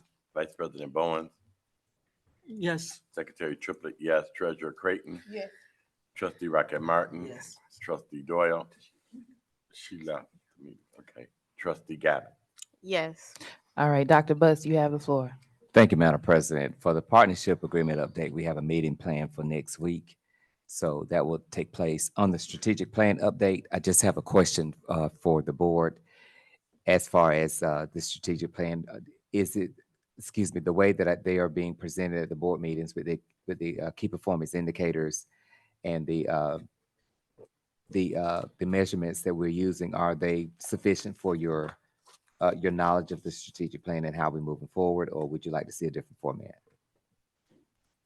Anyone would like to provide feedback to that question? I can say for one that it's extremely helpful for me. I'm a visual person, so I do like being presented with the visual, and it kind of keeps us abreast of what it is that you are focusing on. However, I think it might be a topic that we need to make sure that we're touching on every month in our curriculum meetings, or even in your committee meeting, just a 2-minute update on where your area of focus is on the strategic plan, so we can ensure that we're really digging in and digesting into what we've said we will do. Yes, ma'am. That's why I want Okay. to make sure that, because I go through a different point. So with the strategic plan, we are constantly, it's a living document, it's a living purpose. So we're constantly working in different areas. So I just want to make sure that the way I'm presenting it is to let you know that maybe on this month I may highlight one area, but that's not the only area that we're working on. And I think that's understood. Okay. Okay. I have a, You have the floor. and I was going to say, I want to thank Dr. Butts for the update that he provided this past week. It was really good to see that in layman's terms. I think as we continue to learn and grow, as it supports what you're talking about, the strategic plan update, I think everything that we do, right, should be related to that strategic plan. And I think that's what you've been doing. And so I don't want you to have to commit formally to this update, but I think as you continue to kind of um, create your style as superintendent, I think it's very helpful if you could just pull out, like you said, those things and put them on the updates, and it'll be a great way versus kind of always going through this entire document. But if we can, week by week or month by month, you kind of tell the story. I really like that. So I Okay. want to thank you for that and kind of putting your own twist on it. So I appreciated that. Thank you. All right. If there's no other questions or feedback from the board, you can proceed with your boiler RFP update. I know you said quite a bit earlier, so I'm not sure if you have anything more to add to that topic. No, ma'am, not this time. Okay. Unless Chairman Triplett wants to I add think on. Chairman Triplett said quite a bit as well. Yeah. Well, So- I'm sorry, I did cut him off, but what he was, but basically we're asking for a special meeting Yep. to actually close that update, those RFPs out. So it is in facilities, but it's really under finance because it's a purchase service. So that's kind of the update that we have to hire a firm to actually do that work. That's not work that the board can actually do or that the chief of student support services or the superintendent can actually do. It's actually skilled professional services. And so that RFP has gone out. We spent months meeting with those people, and that we're hiring a company to actually come in and do that work to provide us with updates and also goals and like almost like a facilities plan. You have the floor, Secretary Triplett. Yeah, it's required. Mhm. It's a part of the work, and that's one thing I hope that the Board of Education and the public knows. That's why we're saying that this is it's a longer process than we had anticipated. However, we do have some spaces in between because by law, there are certain things that has to happen prior to. And like you said, the facilities committee for the things that we're having to do, and the thing in particular with the board and what have you, it has to work hand in hand with the finance committee because it's going to require us, making sure that we do have the monies and what have you available to do the things that are necessary. So again, yeah. So I think enough has been said at this particular juncture for as it relates Thank to you. facilities from a boiler perspective, and the committee will be meeting as it relates to the aesthetics and what have you of the school district and our properties and how things are being kept around here and what things that we need to do. So thank you. Thank you. President Robinson, You have the floor, Trustee Gavin. thank you so much. Okay, so I was trying to get an understanding about the RFP. Maybe I heard it wrong. I know that there are multiple types of RFPs. There's the architecture and engineering, and then there's going to be an RFP for the contractors who will actually do the work. Is that correct, Dr. Buds? Yes, ma'am, that's correct. Okay, so initially, I thought that we were given some type of waiver to be able to have engineers to do that blueprint design or something like that without having to do an RFP or something. Did anything like that happen initially? Or we always had to get an RFP for this segment of the work? Because of because of the procurement procedures for Michigan, and it went over the threshold that I'm able to approve. So for the A&E firm to come in, it had to be RFP'd out. It had to go to the state website. once they're open, the board, I will have to bring it to the board. You all will have to approve the A&E firm because of, again, of the amount of the work. And they will actually do, the A&E firm comes in and do the first part, which is the walkthrough, which is the design of the project at hand. And then that firm in turns goes out and puts out the RFP according to what the board has agreed to. And then the process moves forward. And so the way that will look is once you all have approved that part, then it will be sent out to manufacturer because each school, just like the playground, it will have to be built to specification. So we have to see what that timeline is, what that lead time will look like, if they can get it done earlier. And to answer one part of Madam President's a question from the last board meeting, is she wanted an update on backup, what backups that we have. We've already spoken with Egan, who services our boilers, and they have the equipment available and ready if necessary to pipe heat into the schools if needed during the winter season. So just to follow up, so Egan, they never were equipped to do that type of work.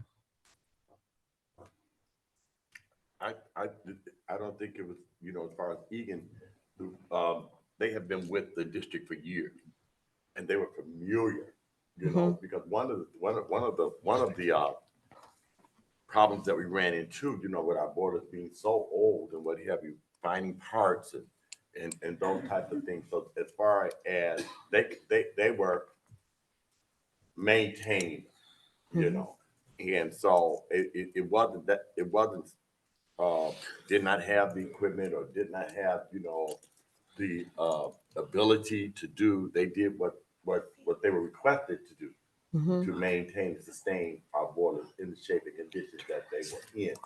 So, Chief Corson, I see you can go forth and piggyback. If he could do that during his update. Okay, all right, thank you. So, yes, so you can go. Yeah, I'm Yes, sorry. that's okay. You could. Yeah. All right, so Dr. Bus, we can proceed. We are going to proceed with the Threads of Hope. Threads of Hope contract and then your school level budget. On that Threads of Hope contract approval, Threads of Hope is a program that we've used last year and during the summer months for social and emotional learning. It goes in hand with our partnership agreement at the elementary level for reaching the whole child.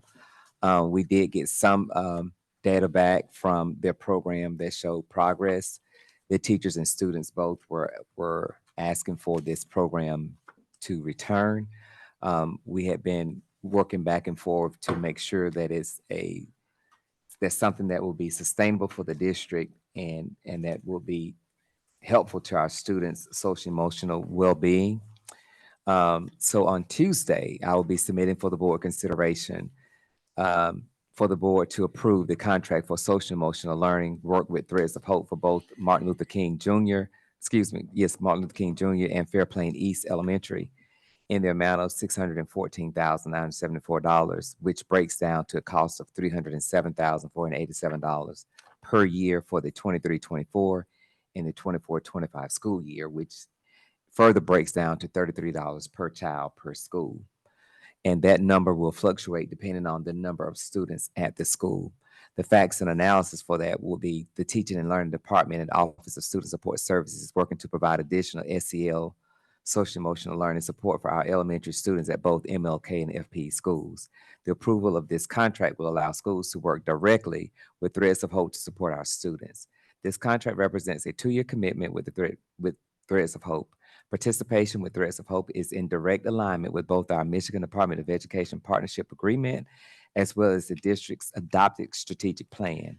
The funding source for this initiative is ESSER 3.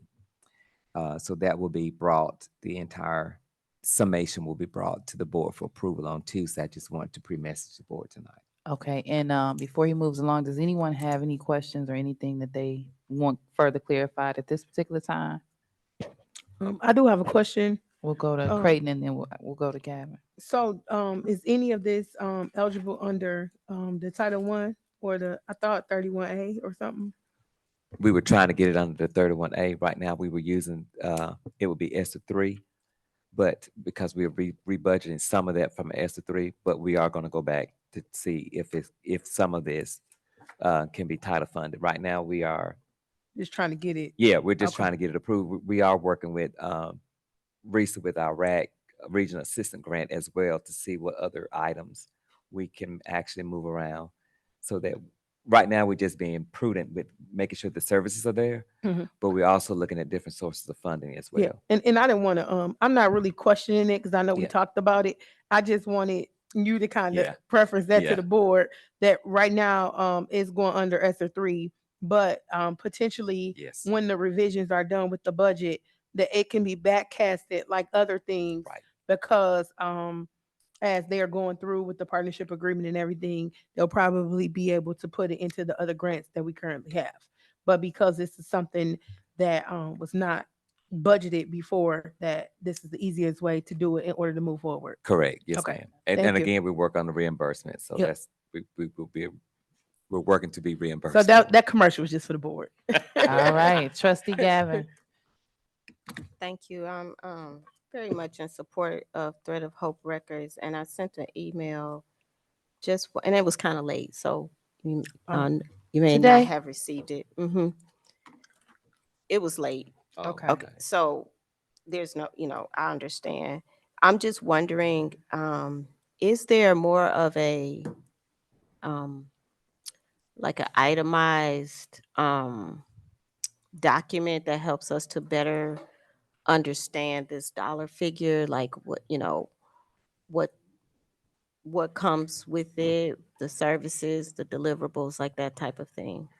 yes, ma'am. I can share that with the board. It's so what we did was a complete breakdown from what they first proposed and negotiated all the way down to what we felt like would be a good fit for our students, a good time frame. So yes, ma'am, I'll share that with the board.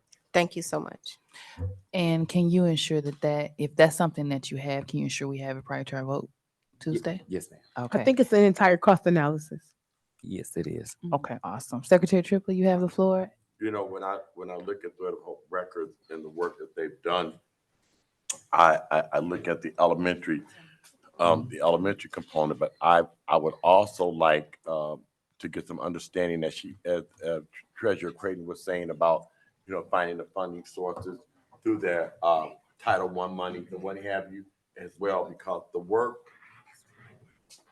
work that's being done here by this organization for our kids, and historically, this organization, our kids, high school students, former high school students, Devondre Jones,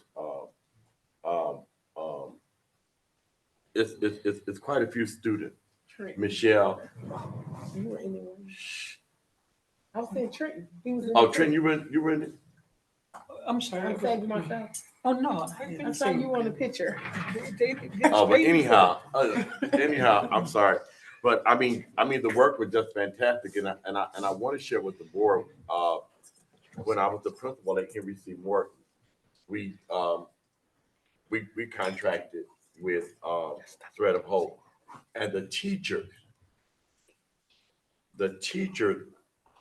Not only were the students being helped and held, the teachers. The way that it was is what it was. It was doing, one of their times was like it would be a music time. We didn't have a music teacher, but it would be, but the teachers were actually in the classroom. And the work that was being done with the kids, the teachers sitting in the classroom, the mental health work began for our teachers as well. And so I think this is a great investment. I would like for you to look at it, and I think it'll be very powerful when you look at it for the middle schoolers and the high schoolers. And how this look at how this will look at the high school programming and everything for our kids. This is great, and I'm just glad to see this here at the table at this time. Thank you, Secretary Triplett. I just have a quick question or want to make a clarification, and this is to our chiefs. In moments where we ask for something to be presented at the board table or for Dr. Buss to ensure that we have something, are you all taking notes for your areas? Okay, because if you aren't, I would like for you to do that. I know Dr. Buss takes his notes, but with him being the superintendent, his ability to ensure that we have we need, he's only as strong as you guys are. And so I would ask that you are, whether it's your section or not, that you're paying attention attentively and notating the things that you need to ensure you give your superintendent to ensure that you are prepared for us to vote for the things that you're recommending. Okay. If there's no other conversation on that Threads of Hope contract topics, Dr. Buss, you can proceed with the school level budgets. With the school level, thank you, Madam President. With the school level budgets, it was requested that some context be given to the different schools. In the past, there was just an overview that was given, such as salaries, the benefits, and purchase services. So on this one, what you should see in your packet or on the online version would just be for the high school, just staffing, textbooks, student activity supplies, and boilers. So it's just a budget summary by school. As far as going into trying to give the exact dollar amount would actually require a person, because and so let me say it like this: as far as staffing, you would need to know by school if a person is on board or off board, which means they come into the district or leave the district, how it would affect their salary as far as pay, as far as benefits, the different textbooks. Different schools use different textbooks. Different schools order different supplies and do different activities. So what we try to do is just give a topical layer, as we discussed in our finance committee, so that you can see what the budgets are looking at per building. So at the high school and in each school, we're looking at staffing, textbooks, student activity supplies. And two of the schools in particular, we're looking at boilers. The other two schools, we're looking at capital improvements throughout the year. And those capital improvements will come through ESSER 3 as we continue to spend those down through September of 2024. And we're looking at those capital improvements. We'll look at those through our facilities and finance committee once we get a company for our master's facility plan to guide us on those capital improvements, so that we can spend again wisely. Like Treasurer Creighton stated earlier, we were prudent and we underspent, so that now the things that we need, we can intentionally spend after we get our master's facilities plan moving forward. Thank you, Dr. Butts. You had a comment, Secretary Triplett? Yeah, I just, when I see boilers at the high school with, Please turn that timer off.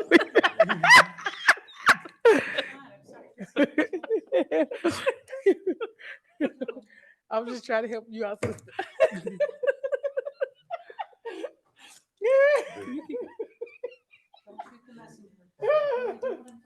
You're right. what I see with the high school when they talk about, because boilers and airplane each boilers and what have you, I think there are capital projects, capital improvements should be categorized under all of those schools. There are things that need to be done in all of those schools, and why, because we just, there's a lot of work. We talked about in facilities with our track, and so that falls up under capital improvement. So those categories should be put up under all of our schools, because that's something that we should really be pushing. That when we leave out of here, these schools should not look the same with $24 million labor.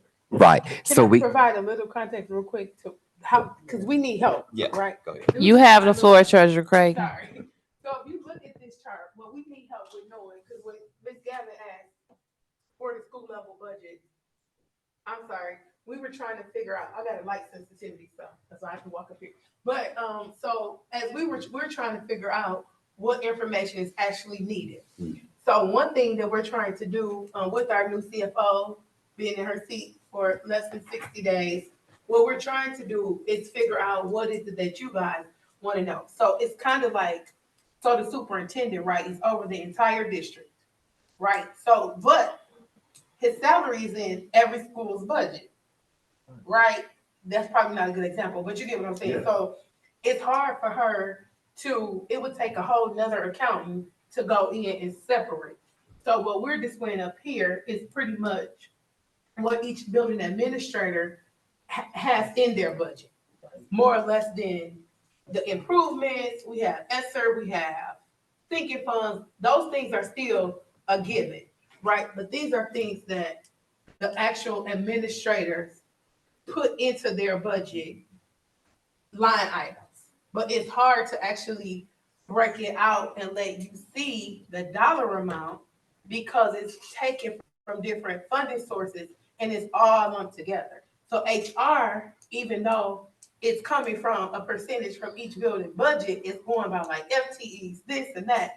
It's still the benefits is the part is not lumped or itemized like that. And so what we're trying to see is, Ms. Gavin gave a good point as to wanting to know the building level budget, but we're just trying to figure out specifically, it's so many directions. And so I was explaining in our finance meeting, from a board member standpoint, we look at things from government's oversight and accountability. As an accountant, she is looking at this like, this chart can be this big, right? And so we're trying to frame what the ask is so that she can actually show, because she's willing to show, but she's trying to show and unpack it from me just taking a question to the table. And I don't want to take it from a different perspective. So right now, this is what each principal put into the budget as a need or ask, if that makes sense. And so it's all in there. They've not really been denied a whole lot because we did have extra funds to be able to allot. But then moving forward, as now we have a CFO and we have a grant accountant, we have these positions filled, which we've not had them all filled at the same time in a long time. So now that we have them filled, they'll be able to now work to unpack them by building. And if you've ever taken a leadership class, that's one of the things that they do have you do is a school budget class. And so now each building administrator will be able to now start doing their own building budgets and propose those things. But that, and I, yes, I understand, I appreciate that, you know, and it is good that school. You have the floor, Secretary Oh, I'm Triplett. I had 49 seconds left. and people just You walked sure up in there, did. Nobody said a word, but I'm good now. People gonna keep knocking at that, don't open that door. No, You I'm may just kidding. proceed, Secretary Triplett, But with yeah. your 49 Take seconds. that- With your, We're just Liz, wanting to know what the can we ask is. please Take put that the off. 49 seconds back on the clock? No, take that off. Okay, you have the floor for your 49 seconds, Secretary Triplett. I'm gonna do better than that. I'm gonna get out of here because y'all trying to get. No, I'm your just rest. teasing. Go ahead. No, but it's good to know that, you know, as a principal, they said that our budgets were goals. We should, each school should have their budget. So this is good, and I see from these are things that, like you said, the principals and the staff and what you have.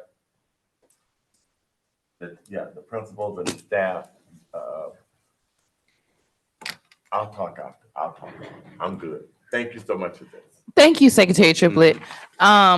If there's no other questions, well, Trustee Gavin, I know that it was I think they said it was your question that piqued this particular topic. Did you have anything to input or clarify or? Thank you, President Robinson. I appreciate this table.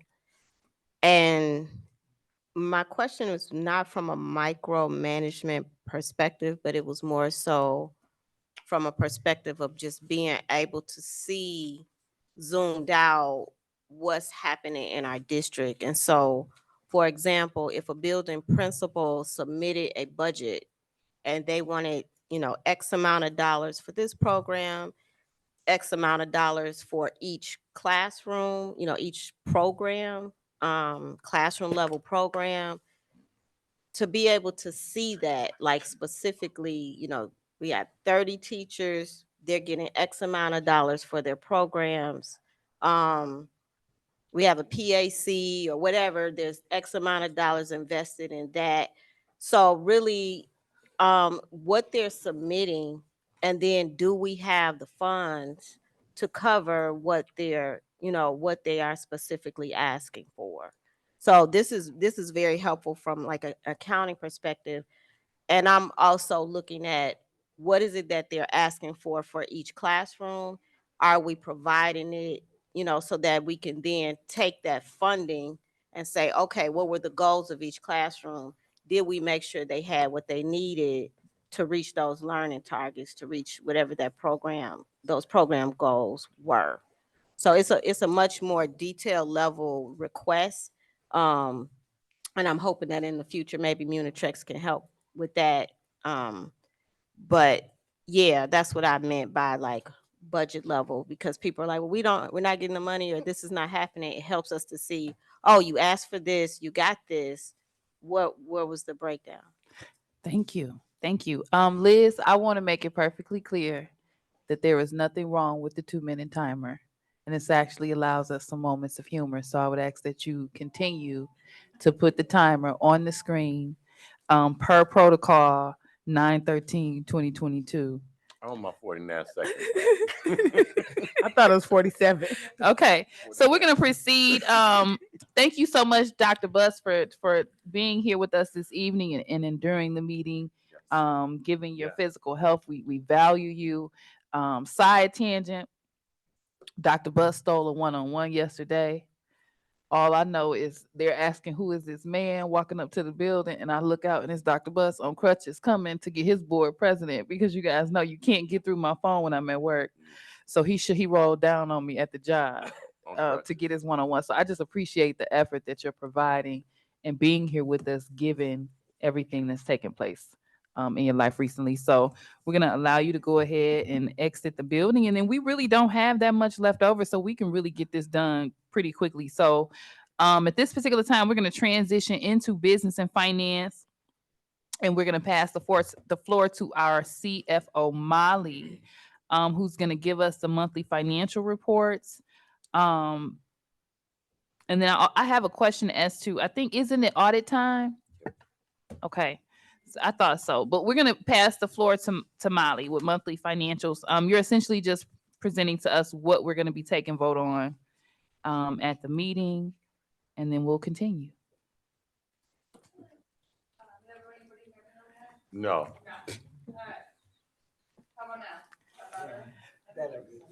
Is the mic on? Mr. Magruder, can you come help Dr. Butts, please? He has a lot he's trying to manage here.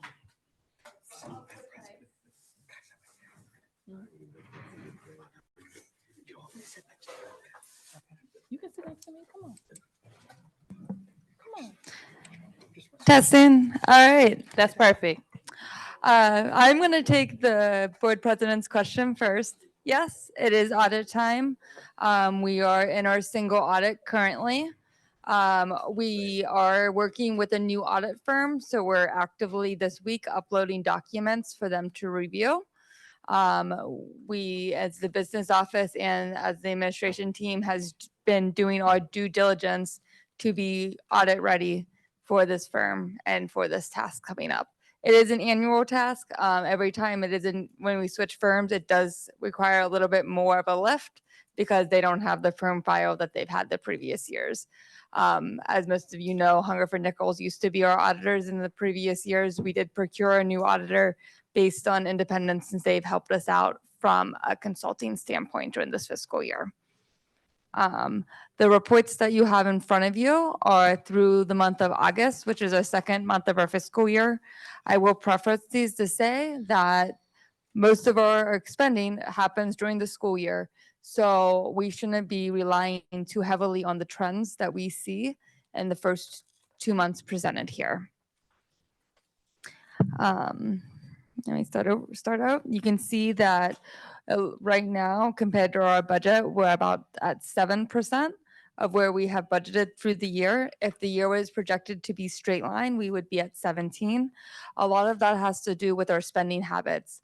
When we spend federal dollars, we recognize that spend one-to-one with our revenue. So if we aren't spending the dollars, we aren't able to earn the dollars in many ways. Also, if you look at our expenses, we're about at 5% of where we budgeted. So through the month of August, we actually are in the green, and that we would be building into our fund balance by increasing it by an additional 800,000. And then the next 2 pages are just the summary by function code. The summary version is at the level that the board approves the resolution for the budget. The following page has the same information on it, but 1 level deeper. And that's the level of function codes that is available through the MDE and the chart of accounts. And if you see that, there aren't many that are above that 17% mark. If there was something that I would need to highlight, I would do it at this time as well. So if, for example, something was at 80% and we're only 17% through the year, I would bring it to your attention so that we could talk about the potential rebudget in December. The following report is the vendor payment reports. This is actually one that I've been working with Treasurer Creighton on. And one of the things that we were able to do from the last meeting was expand this out.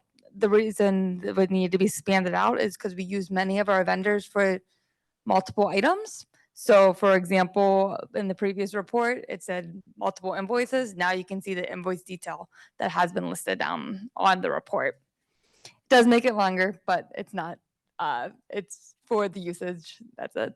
But the final page of this report shows the total that we have spent in checks for the month of August. So that's 555,645.09. Did you bring that back down? Who moved? She's right. She getting it. We The one should be page on above the that. fund summary. Yeah, one above. One page up. I got dizzy. Right there. Okay. So that 555,645 is the amount of staff report F1, and that's the amount we'll be voting on next week to approve the release of payments for non-payroll expenses. So I noticed, can you come back down, please? I noticed when it says sinking fund, okay, like I say, balance sheet, 0, revenue 0. What does that, when you say balance sheet, what does that mean? We haven't spent anything from the sinking fund? Or can you go? Sure. So when we process checks, we're either processing the check from a balance sheet account, a revenue account, or expense account. The reason that you'll see the balance sheet account being so high for the general fund is because we record all of our expenditures for payroll. And then when we process the check, and we'll expense it, and then when we process the check, we'll pay it from an accrued liability account. So that's pretty much us paying all of our insurance and items along that line. No, I'm talking about sinking fund. We look at the sinking fund. He's trying to understand the zeros. Oh, that is a 0. We from the balance sheet, we didn't use the balance sheet account to pay any amount out of the sinking fund.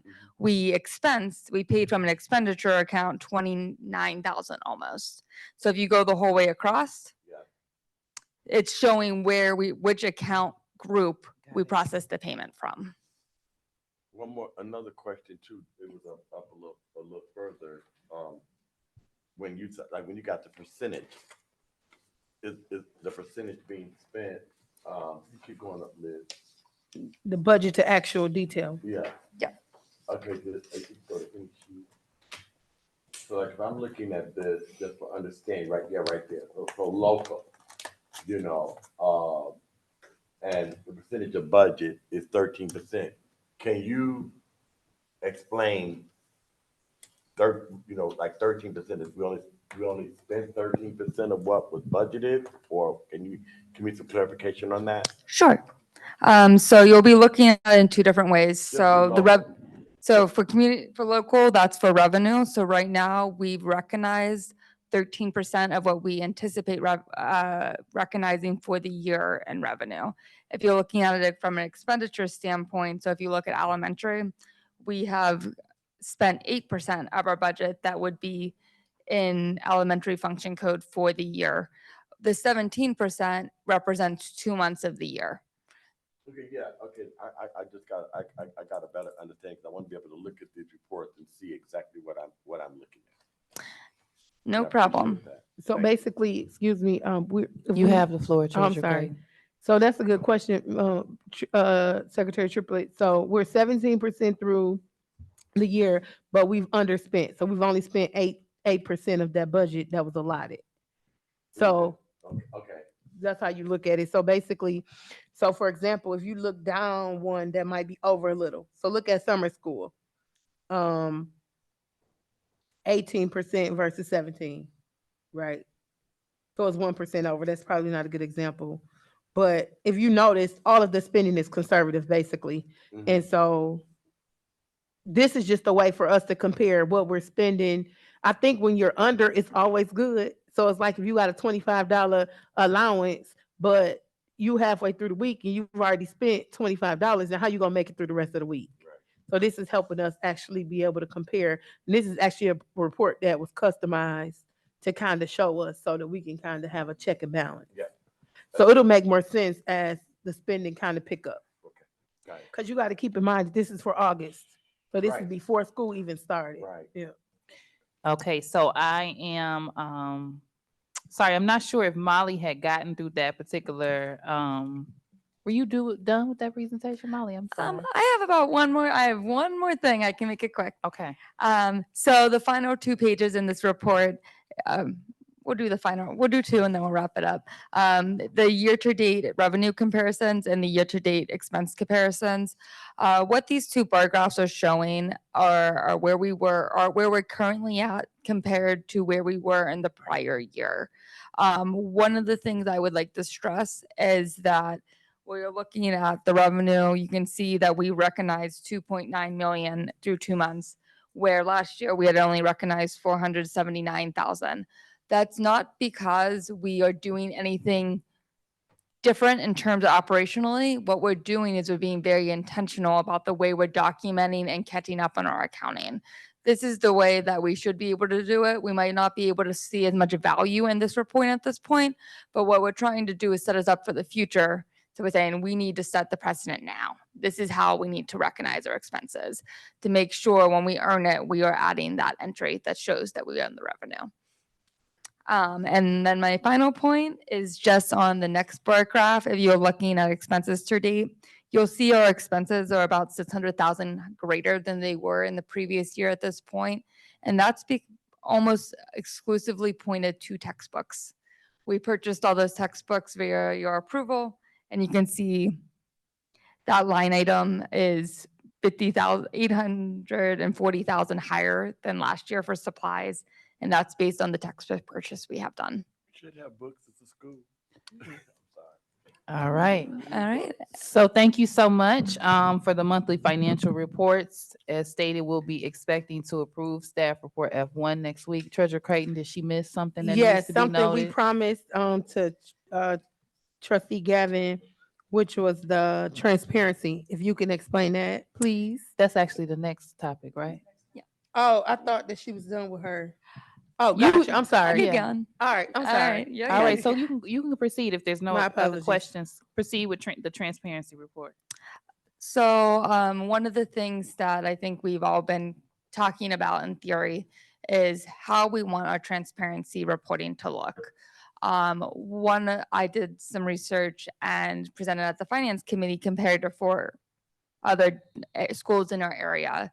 If you look down the right, you'll see the required items that need to be for transparency reporting, and then how often they need to be updated. Or the compliance laws show that we need to update everything annually. So after the audit in December, I think it's the beginning of December, it will be required to have all of the items updated for the year ending 6/30/2023. As most of the schools in the area are currently updating only that one annual time based on audited financials. I do think that there has been additional conversations with previous administration if we'd like to do something a little bit differently. But this is the time that I did want to show what seems to be a best practice and get feedback on it. If you do look at Lakeshore in this chart, they do have their accounts payable check registers. They do update that each month. That may be something we can look at doing. We are also providing that data in this meeting. So that one wouldn't be a huge lift to be able to do.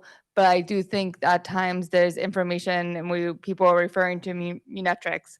And I want to make sure that we're all on the same page on what Munetrics is being used for and if we want to do something different. I'll give the floor back over. Thank you. Are there any questions or clarifications for that update provided regarding transparency? Secretary Triplett? Yeah, I was looking at that. I think the monthly would, I think, looking at how that would look and for what your office can do, I think the monthly keeps it, a combination of the monthly and then at some point, have the annually, how it goes along so we can see it. It's not just all we get to report in this room annual. It's just overwhelming. So I don't know how that looked. And then I would also like to say,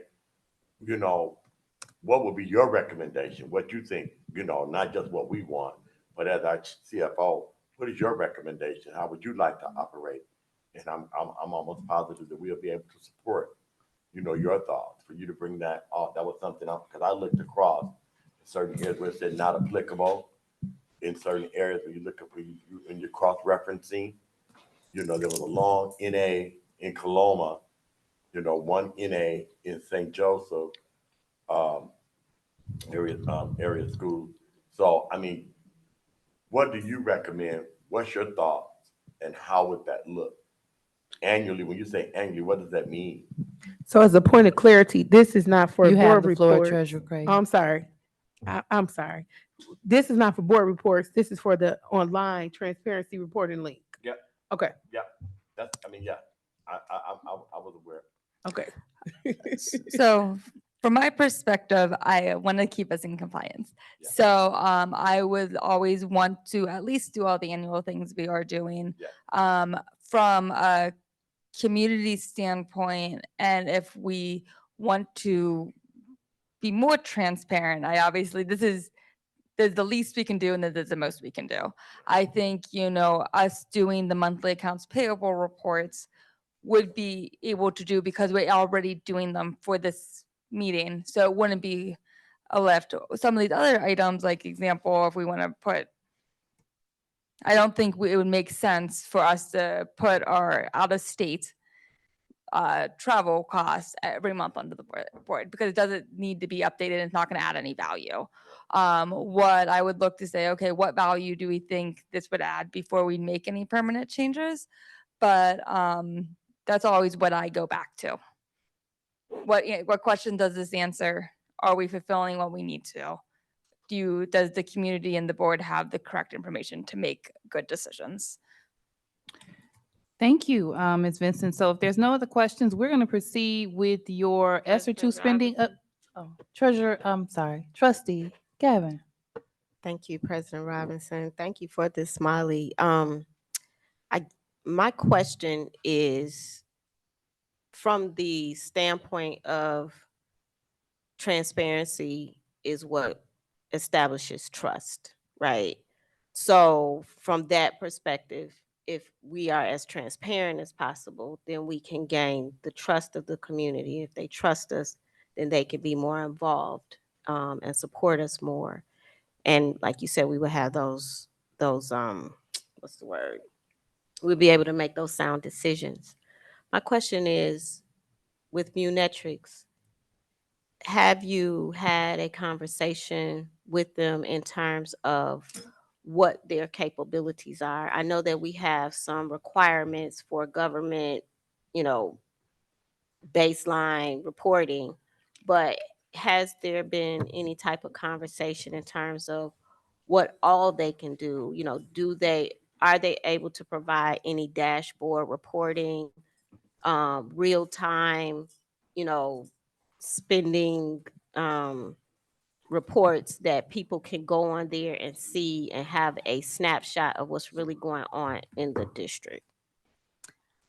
I'm going to take that as a follow-up for the finance committee and see if we see what our options are. This was step one. So let's get us here and then see if there's a way we can see what we can do What I would say is in the next month, we are also going to be updating our accounting system to the newer version of Skyward. It's called Cumulative. From my understanding, it's more open source in which it might be able to talk to metrics easier, which it might maybe won't require as much manual manipulation and increase our efficiencies to see if there's something that we can do moving forward that might look a little bit different. Thank you so much for that. All right, thank you so much. And the last thing on the agenda for Molly is the ESSER 2 spending updates. Can someone give me a time check? Is this right? 8:28. 828. Okay, so if you can give us a quick ESSER 2 update. So I'm just going to add on to what Treasurer Creighton said. It was through 9:30 was the end reporting date for ESSER 2. We have met that obligation. I do have an action to follow up with a one-sheeter for next meeting for the board. And that's all I have. Thank you. I have a special request and ask. One thing that I've noticed is that we always give homage to our finance committee and Dr. Buss and yourself for the work that you've done for finance. But we've never seen the actual staff that work with you that have helped to keep the district afloat in absence of the CFO. So I would like to provide a special invitation to that office to attend our meeting Tuesday so that we can actually just give them acknowledgement for their efforts. And I know that it's important to do that for all of our areas of the district, but I realize that we often may not mention all of the names of the people that have helped Benton Harbor area schools function in absence of a CFO, including yourself. So if they are free, I would just like for them to be able to be in person and people see the faces that help us do the amazing things we do. Is that for next week or can we do that for next month? We can just do it in next case? month. I Okay. just want us to do it. I'm going to ask them to come next month, That just works based for on me. a timeline. That works. I have All a right. question. Yes. So that's like a really hot question, just in terms of ESSER spending, for all of the ESSER 1, ESSER 2, all of that. And I think like we've been getting responses, we've been getting like graphs and like all these detailed things, but it hasn't, how do I say? What to me would be helpful is like something that a fifth grader would understand. We spent $3,000 on books, we spent $4,000 on, program, this program. We spent, $50,000 on teacher pensions. Like we spent this amount of money on furniture. Something that's almost looks like a household budget, right? I think that and I don't know if I'm not saying that this is something that has to happen next week. I know it's a new request. It would be really helpful if we had something that we could actually share with the public and they could see it and not need to be explained to them like, oh, okay, they spent this amount of much money on teacher raises, this amount of money on these things. I've seen like the spreadsheets and all of that. I'm just wondering, if there is something that's like really, really almost like a shopping list. Like Does that make itemization? sense? Itemization? Yeah, in layman's terms. I know we had a pie graph at one time. Miss Trustee Rocket Martin, you don't have the I know, floor. I was go. Trustee went back. Rocket Martin, I have not given you the floor. I wanted to see if Molly had a response to that before giving you the floor. Did you have Yeah. any response or? So your request has been heard. Okay. We'll figure out some way that we can meet in the middle for what we need. I do think that, sometimes when you get very itemized like that, it gets more complicated than we need it to be. For this one, I think it'll be pretty easy to do because most of ESSER 2 was spent on staff salaries and maintaining the operations of the district. When we're looking at some very itemized budgets where you can't break it down to that level and make it easily digestible, message heard. I will do work on it, and then we can provide feedback, and we can figure out what we can do next. Thank you Thank so you. much. Trustee Rocket Martin. Yeah. Yes. on May 22nd, you sent us a pie graph with all of the ESSER things in it because you had asked that before. And then, and she's also sent us a chart that we could look at and go through. So I still have it on my phone. If you still want it back, I can send it to you. So you can take a look at what you did give us. Yes, I think I mean, I'm pretty sure I still have it. May 22nd is a little bit ago, but that would be great. If you would like to send it to Dr. Butts and he'll give it to me. Thank you for following protocol. You're That welcome. was a quick one. Thank you. Okay. So next week, thank you so much, Chief Vincent. I'm gonna stop calling you Molly now because you're a chief. Chief Vincent. We're gonna pass the floor to Chief Corson for the Student Support Services update. We've already done Threads of Hope contracts, so we're just gonna get the Student Support Services update and then a quick review of the Intercare contract extension. And then prior to Dr. Kroll, I know you have quite a bit, but if you can keep focused on the meat, we can read the sides over the next week so we can try to wrap this thing up as quickly as we can. Chief Corson, I'm going to go fast with my update. thank you. We've already spoken to some depth about the boilers and the RFP that went out for that. It is correct that there was a 32-page RFP that was generated to make sure that we get an A&E firm that would be able to expedite the project for us in accordance with state and federal guidelines. That is an ongoing process, and we are working diligently to try to make sure that we have as many companies and organizations to bid on that and to put in information on that as possible, so that we can try to find a vendor and a firm that would be able to expedite that project as fast as possible. Those are going to be received on October 6th, and we will have an RFP opening to be able to see what is being presented and then be able to present to the facilities as well as to the board on an approval of the A&E firm to be able to get the work begun. I do want to do a special shout out to Jaden Meeks, who is the WSJM Athlete of the Week. Quick updates on some of the facilities projects is that there was a large drainage project here at the high school that we have completed, and I believe, I don't know that they actually poured the concrete today, but they were building the forms and getting ready to replace the sidewalk even today. There have been preparations for the first firing of our boilers, and we are going to be working through that for the next several weeks to make sure that they are up and running and ready for the winter season. And there were several updates that need to be made to specifically girls' bathrooms here at the high school, and so there have been significant repairs at 2 of the female restrooms, and then there have been orders placed for more repairs to finish the last remaining bathroom. I have put notable upcoming dates that are coming up in all of our buildings. This week is Spirit Week, and we do have homecoming at the end of this week. Another notable date is that tomorrow is Count Day, and so there have been numerous communications gone out to our parents and trying to emphasize that their attendance counts every day, but tomorrow it counts especially so. So we are looking forward to having our students come in. Many of the schools have special activities planned that will help encourage attendance.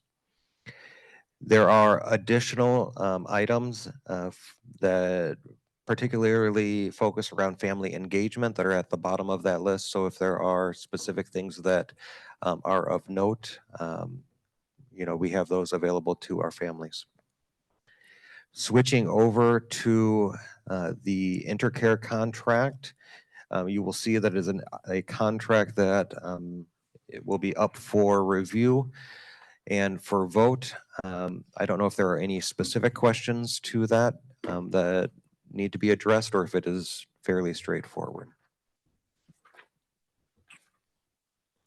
Thank you so much, Paul. So what I'll say, if there's no current questions, I'll allow everyone to kind of dig through the contract over the next week. If you find that you have concerns or follow-up questions for Dr. Butts or Chief Corson regarding the contract, please ensure that you send those to them.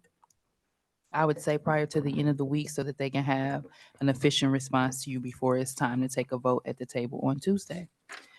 So thank you so much for your update provided. And so we're going to move right along to, yes.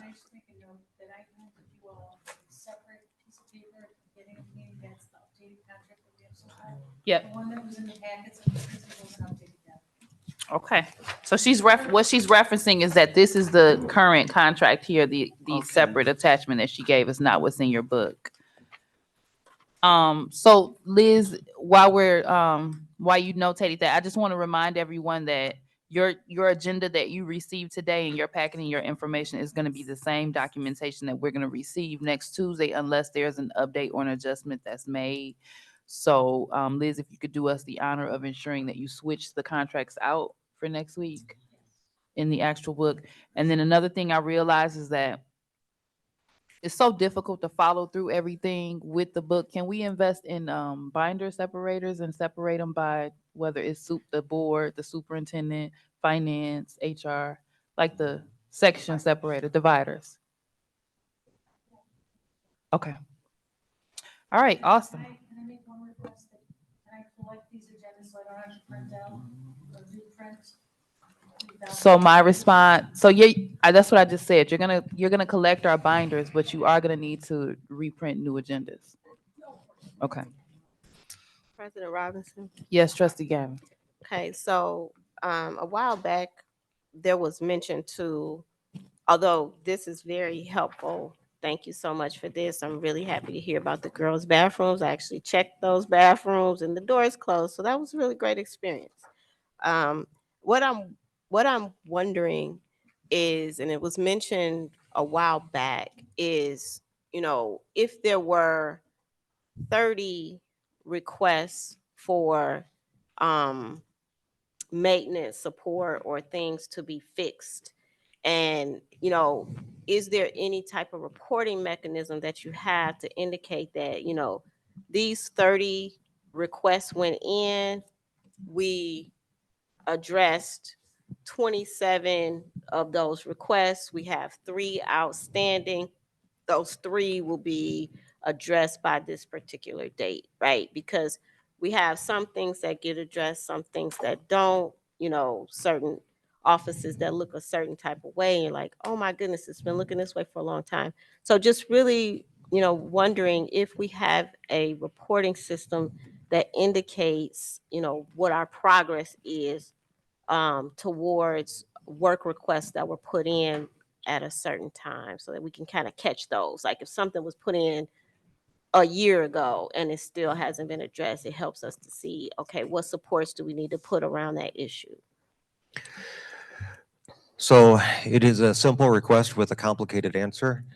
The reality is that we have had transition of our help desk, and so what we are doing is onboarding a new help desk specialist.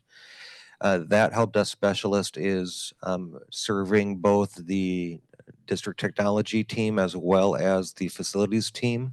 Those previously were handled by 2 different individuals. We are also working on bringing them into the same system. Right now, they're in separate systems, so the reporting and the fidelity of reporting and the approval process and all of that is not similar. And within both of the departments that have help desk technology as well as facilities, it is not as simple as an open and closed request, because there is a priority and there's a process for certain types of requests that must be followed. For example, if there is a large purchase that would be needed to be able to fulfill a request, it would potentially need to go through finance or through the board to be able to fulfill it. So we are working right now on moving the facilities into the same system as the other help desk, and then building out reports that we can better have kind of a top level overview for you. So it is not I want to, I guess, express that the request has been heard and we are working towards that. I believe within the next month, we should be able to have that migration actually have taken place, and then we will work on the fidelity of how that reporting system can work. Thank you. And I just had one more question. I probably should have dealt with it during policy committee. We expressed, I guess the board passed a policy for the community to be able to request calendar invites for board meetings. I'm just wondering what the status is on that. So I believe we probably just need to clarify what that process is going to look like. Right now, I do not believe anybody within our department has received any requests, but if there were, we can easily accommodate that. Okay, so we can go ahead and tell folks to contact. Yeah, I would have them contact Liz, and she would be able to either fulfill that request, or she can work with my department to fill it. So I have a question for you, Paul. Mhm. And I've mentioned this before. Isn't there a way that you can directly embed an option to add something to your calendar when you see it on social media? It allows you to add this event to your calendar. Or is there a way to embed a reminder on the agenda page of the website directly into your calendar? Because my concern is that, while it's something we've never done, if you get a request from 100 people to have a calendar invite, that's creating a substantial amount of extra work for you. But if you have something that's readily embedded where they can go access, then anyone who wants to invite will be able to simply add it to their own cell phone calendar without even having to email you anything. There are, so Just check into that. there already is the ability Mhm. via our website to subscribe to calendars. Mhm. And so an individual should already have the ability to go onto our website, click the board agenda calendar, and be able to subscribe to that calendar. Okay, so this might be something as easy as you making a Facebook post or an update on our website or however to let people know that that function exists and how they can do that. And then that way, that saves them the effort of sending an email. It's just a click and adding it to the calendar. You have the floor. Do we have a communications director? We do. Okay, so what I would like to do is, and with these questions and what have you, and some people have expertise in what have you, but can you put this on our agenda for our curriculum? Just for us to be able to discuss this in our curriculum and our, because technology falls up under curriculum. I don't know where tech really falls. If it doesn't, it should. Well, no, you can put it. You can request it on your I committee. think it should be up under there because technology, is so engulfed in curriculum, when we talk about Chromebooks and all of these different types of things for the education and what have you. So that should be something that's under our division. It's not a standalone, because that was one of the questions, or not questions, but that was the concern. We went into the pandemic. We have still managed with just 2 or 3 people.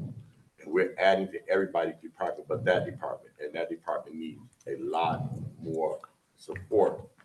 And I would like for Chairman, the Finance Chairman, and our curriculum liaison, curriculum director, to look at how that might look, because we need to have enough people. We can't just keep stacking stuff on these 3 people and these 2 people and expect them to just operate at the same capacity. And we're steady adding things and new things to it. So yeah, please, for us, that's some of these things are kind of like Treasurer Creighton said, facilities and finance, they have to work hand in hand. Most of us, well, all of our department have to work with finance, but they kind of go hand in hand. So with that being said, this is something that we can discuss, and so I can bring it back to the chairman, to our president, and said that we have done this and be able to really report out. We'll find some time between now and this window to have something to present. I have a question. You have the floor. So, am I hearing, are we still talking about the link to the meeting or are we talking about, I'm just wondering when you said finance, I was like, No, I was- are we no, talking like the instruction? No. What I was saying, I was just trying to make an example like you always do, like if you're in class. you No, give those things. I know, but I know was you like- checked out, but anyhow, but this. No, because I really do have a comment. Yeah, no, but what I was saying was. Okay, Where technology falls. It gotcha. wasn't clear, it falls under curriculum. Because a lot of it deals with curriculum. There are other pieces that might fall up under facility, infrastructure, and all those types of things. So with these two chiefs and what have you, those things tied together. Because right now it's just sitting like a technology is just bam out here by itself, and it isn't. And I want to fight on behalf of technology with Dr. Kroll, things that we need to be able to do and see more. And I was saying about the finance. So you taking my time? I was just, I'm sorry. No, I'm No, sorry. you but didn't finish. I would like to point it to your attention that you're technically stealing a second comment. No, she asked a question, and No, I was gonna make a comment. I do want to say this because I'm going. Don't leave me. Well, I'm sorry, Secretary Tripoli, but I just don't hear this kind of discourse and conversation with anybody else. No, I was actually about to Nobody else. comment on what was said, and you was done talking. Everybody gets time sensitive when I'm talking. And I mean, Secretary Tripoli, to be honest with you, it might be the amount of times you talk on every. it doesn't matter. I'm on the section. Board of Education. I have a question on 55. I understand. different I'm items just going trying to. I'm I'm going just bring trying to forth. give you some clarification as to what it may be. I don't think it's There what is you're no stupid saying. question, no I've stupid not. nothing. I If you never need said clarification, anything. that's the purpose of coming. If that's the case, if I've only had 1 minute, then there's no need for me to come to these meetings. Calm down. This is all I was No, saying. when So everybody- I'm it was gonna my ask that turn. I'm gonna ask that we pause for a second. I'm good. I'll Remember pause. our board norms. Yeah, I will get with you, Chief. Please don't leave me. No, Treasurer Creighton, we're gonna go ahead and then we're gonna try. We have one more section Let's to go. go, and I'm That's it. losing. I was only going to say, if we can keep in mind, like I think a lot of times we all do it. So I'll start with myself. But when we ask questions and but we say in our norms that we'll, research and respond. And so I was going to say that, if we can get out of the habit of wanting like a quick answer at the table, and that wasn't to Mr. Triplet, that was really to, all of us. But I was also going to say, I think you're saying technology, but we hired a communication specialist to help with communication, the website and all of that. So I don't know that will fall under curriculum, but I No, get what you're saying. But what I was asking about when Madam President. So can I said- finish? When Madam President said that he could put it on there on the website, I was asking, do we have a communication director? Well, I That's didn't why mean was him saying. literally. That particular person reports to Chief Corson. Yeah, so that's what I was asking. Okay, Treasurer Creighton, Yeah. you can. So you I can was just finish. gonna close out by saying, so I think again we're not, we're the board, and there are certain things that govern the way that we post our meetings and the way that we invite the public. And so I just want to kind of encourage and also challenge all of us to, we're a school, right? And when you look at some of these other districts and the way that they communicate whether it's weekly, monthly, or via their website.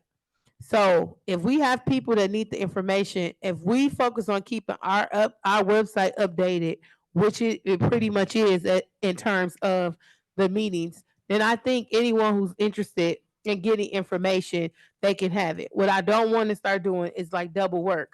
If we're going to say that we're keeping our website updated, we're keeping our Facebook and social media pages updated, then I think as a constituent, a parent, an employee, the hater, whoever, they can go to the website or the Facebook page and get the most updated information. And as far as the board meetings, they are on there. And our board meetings don't change. They're the second Tuesday of every month. Thank you. So at this particular time, we're going to proceed with the agenda. We're going to go to Dr. Kroll with teaching and learning. I'm gonna give her the floor to kind of move through her presentation. I would like everyone to keep in mind that we do have another week. So if there's a question that you need clarification on, they do have time to provide that clarification. We're gonna try to get this thing wrapped on up. So we're in your hands, Dr. Crow. All right, I'll be quick. So under the library upgrades, there are two types of purchases that you'll see. There are book purchases and there are furniture purchases. Over the last several years, we've lost, books, or we've had to weed some things out to make sure our books are representative, what we call mirrors, for our students, and are engaging text, so they want to be in the library space. That purchase is reflected in those book purchases for the buildings that are included. There are 4 of the buildings included specifically: MLK, FPE, the middle school, and the high school. DEC received a large purchase last year, and we're going to build on that later on this year with CLSD funds. There's some additional weeding that needs to happen at DEC. There's some additional books that we've located that we want to make sure we process with the librarian before we make decisions about what books need to be ordered. So that's why DEC isn't included in this purchase for books right now. You will see it forthcoming in the next few months. The furniture purchase that you'll see here are the 3 buildings in the greatest need. Eventually, we would like to do upgrades to all the buildings, but we're focusing on prioritizing need first. And that includes the high school, MLK, and the middle school. Seating for the high school and the middle school in particular was an exceptional need. Shelving was incredibly important, as many of the shelving units were damaged when the roof was damaged in the library at MLK. That has been fixed, but we need to update those shelves so that they are appropriate, they are safe, and they are actually at a height that our kids can grab books off of them. So you'll see those upgrades come through. So that's what those reports reflect, those 2 separate categories of purchases. Are there any questions for me? And your update that you just provided, was that only for T1, or were you doing T1 through T7? That is T1 through T7. Okay. So those are broken down by building, By and building. by category. Okay. Are there any questions for Dr. Kroll at this particular time? Just a comment. You have the floor. Yes, I looked at the furniture and I looked at the shelving and the books, and I am so pleased, so happy that we're beginning to focus on those things, because if we want our kids to read, we have to have the materials and the environment for them to read. So thank you. I'm glad we got this off the ground and going. Absolutely. This is the first step in the process. There's more to come. Thank you. We're going to proceed to staff report T8, which is regarding focused phonics. Yes. So Focus Phonics is a program that is addressing a gap in our current curriculum. We actually had the elementary teachers K through 5 come in before school started, and we brought the author and the company in to specifically talk to our teachers. They brought materials and actually walked through lessons with them so they could see how this addresses gaps within our current curriculum, so that we're building phonics skills with our students and addressing those reading issues. So this is new. But it addresses a specific gap that we've identified in the materials that we have available to our teachers. And the teachers were 100% on board. They were incredibly excited, and they were so thankful to have folks coming in to talk to them and give them voice in the process. So that's what we did before school started. They have kits that they're piloting. They're not the full materials, but they are lessons in small units that they were able to incorporate. So teachers were encouraged to start trying that information out with their students as needed until we were able to secure the purchase and get approval for that. So there's 2 components to this. Staff report T8 actually discusses the phonics program and the cost, and that's got all the materials. It's got full kits for students, and it is K through 5. So it addresses that phonics gap K through 5, and it is level appropriate so that we're making sure that we're building those skills at each grade level. And then the second report, the T9 report, is about professional development. So we have the ability to get free professional development for one of the full days listed there.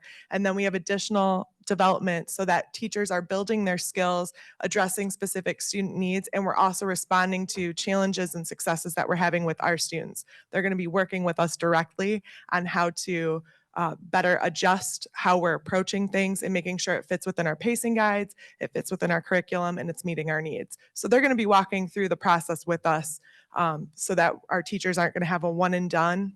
They're also going to be providing specific training to our instructional facilitators in a train the teacher model so that our facilitators can go into the classroom and further support when TCM is not here for professional development. Thank you. Secretary Tripley had a question? It is absolutely amazing to hear that we're bringing phonics back into, and for that gap to be identified. There's a difference in decoding and actually being able to read.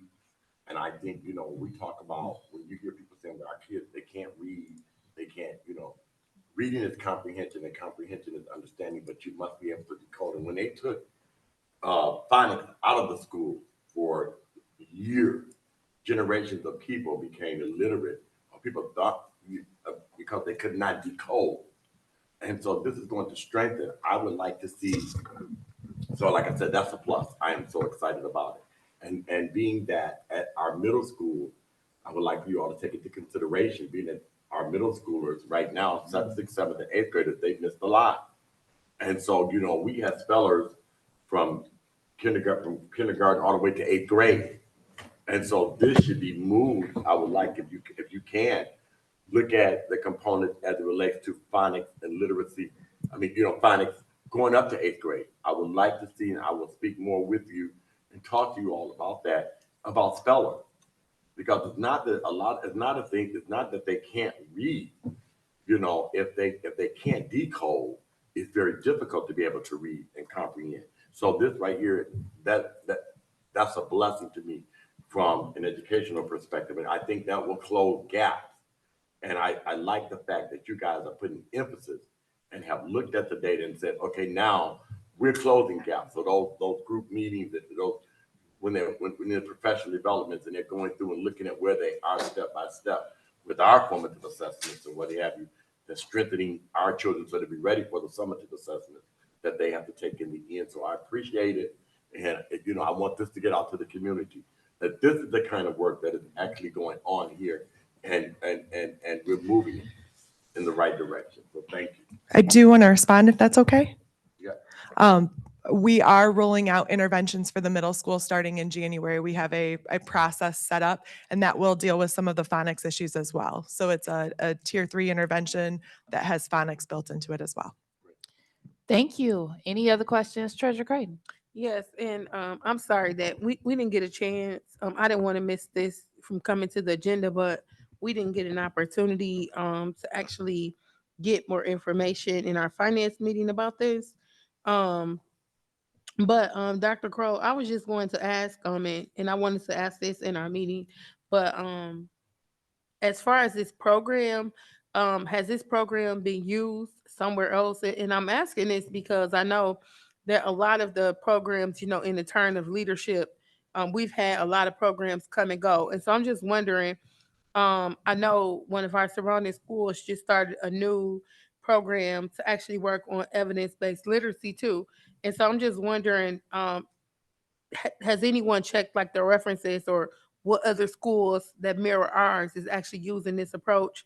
Because I know we do get a lot of, fluff. This actually came up out of the CLSD schools and the Okay. districts that are using TCM specifically. And this is research-based and based in science of reading. So it's captures the letters work that we've been doing, that training specifically, and also our Orton Gillingham training with SLD. So it's capturing those evidence-based practices that we've been focused on in the past few years and bridging the gap between the pedagogy and the actual practice. So it kind of solves some of that application problems that we've seen, or the ability to apply that information. But I can get specific districts if that would be helpful, so you can get some information that way if you would prefer. Yeah, I mean, we have some blue ribbon schools right in our backyards. Mhm. And so I do have a 5-year-old who is learning to read with a brand new approach. And so I just wonder how it would compare. It might be helpful to other parents who are actually shopping for schools, to just know and to hear these things and to know, we are doing really good things here that mirror some of the things and best practices of some of our surrounding areas. It's also a great marketing tool. And so I just wanted to kind of get that information. Like I said, as a mother of a 5-year-old who's learning, who's a new reader. All right, thank you, Dr. Kroll. If there's no questions, we're going to proceed with the agenda. We are at the end. There is no human resources report this month per the agenda. For old business, just wanted to remind everyone about the upcoming MASB conference that we have. I do not believe it's too late to register, right, Liz? They still have time if they want to go. Okay. Can And I you have not register me? forgotten to that I need to select my courses. I have not forgotten. Okay. And just to give you guys a quick update on that, When is if I manage it correctly, I will be able to be level 3 by the end of the year. So that is something that I'm trying to work on. So I haven't forgotten about my classes. So just reminder to check into conferences if you the MASB conference if you're interested. I have no new business. Just as a reminder to the committee, we have our meeting from 5 to 6 tomorrow with Dr. Butts and Gardner. I've already texted him back to confirm that we'll be there. And Liz, I did write this as a note for Dr. Butts. He may forget in his need to get out, but if you could establish a Zoom link for us for the meeting for 5 to 6 tomorrow and send it to 5:30. myself, Treasurer Creighton, Secretary Triplett, and Gardner. Are we right now postponing both facilities and HR? Correct. Those will be rescheduled, but they haven't determined the date. So that'll require an email to those committees. Okay. Madam President, I do have a question. You have the floor. Is it possible for us to get together for like 10 or 15 minutes? Prior? Yeah. Yeah. Okay. Yeah. President Robinson? Yes. Between 5 and 6 p.m. It's at 5. It's at 5. With Gardner is available as of 5, so we would need the link. But we can always we can do a pre-conversation ourselves before we get online with Dr. Buss and Gardner. So what I'm asking you to do is to set up a Zoom link that starts at 5 o'clock and send out an invitation to Creighton, Triplett, myself, Dr. Butts, and our attorney Gardner for tomorrow. Okay. President Trustee Gavin. Robinson, I guess maybe it's under new business. You mentioned that somehow we are going to be updated on the human resources issue that was mentioned today during public comments.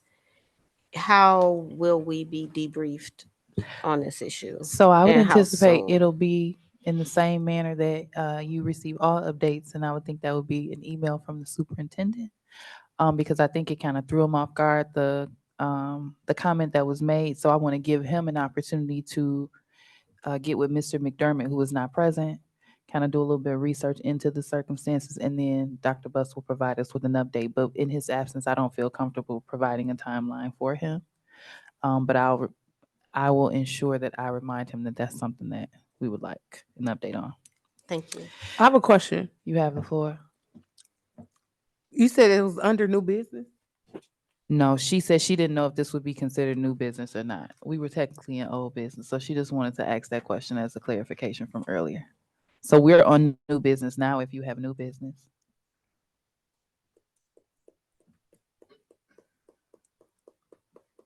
No? All right. If there's no new business, we'll proceed. Is it open public? Is it anyone here for open public comment? Seeing no one, will proceed. Our superintendent is not present currently, so we're going to begin with board member announcements and comments. We're going to start with Trustee Gavin tonight.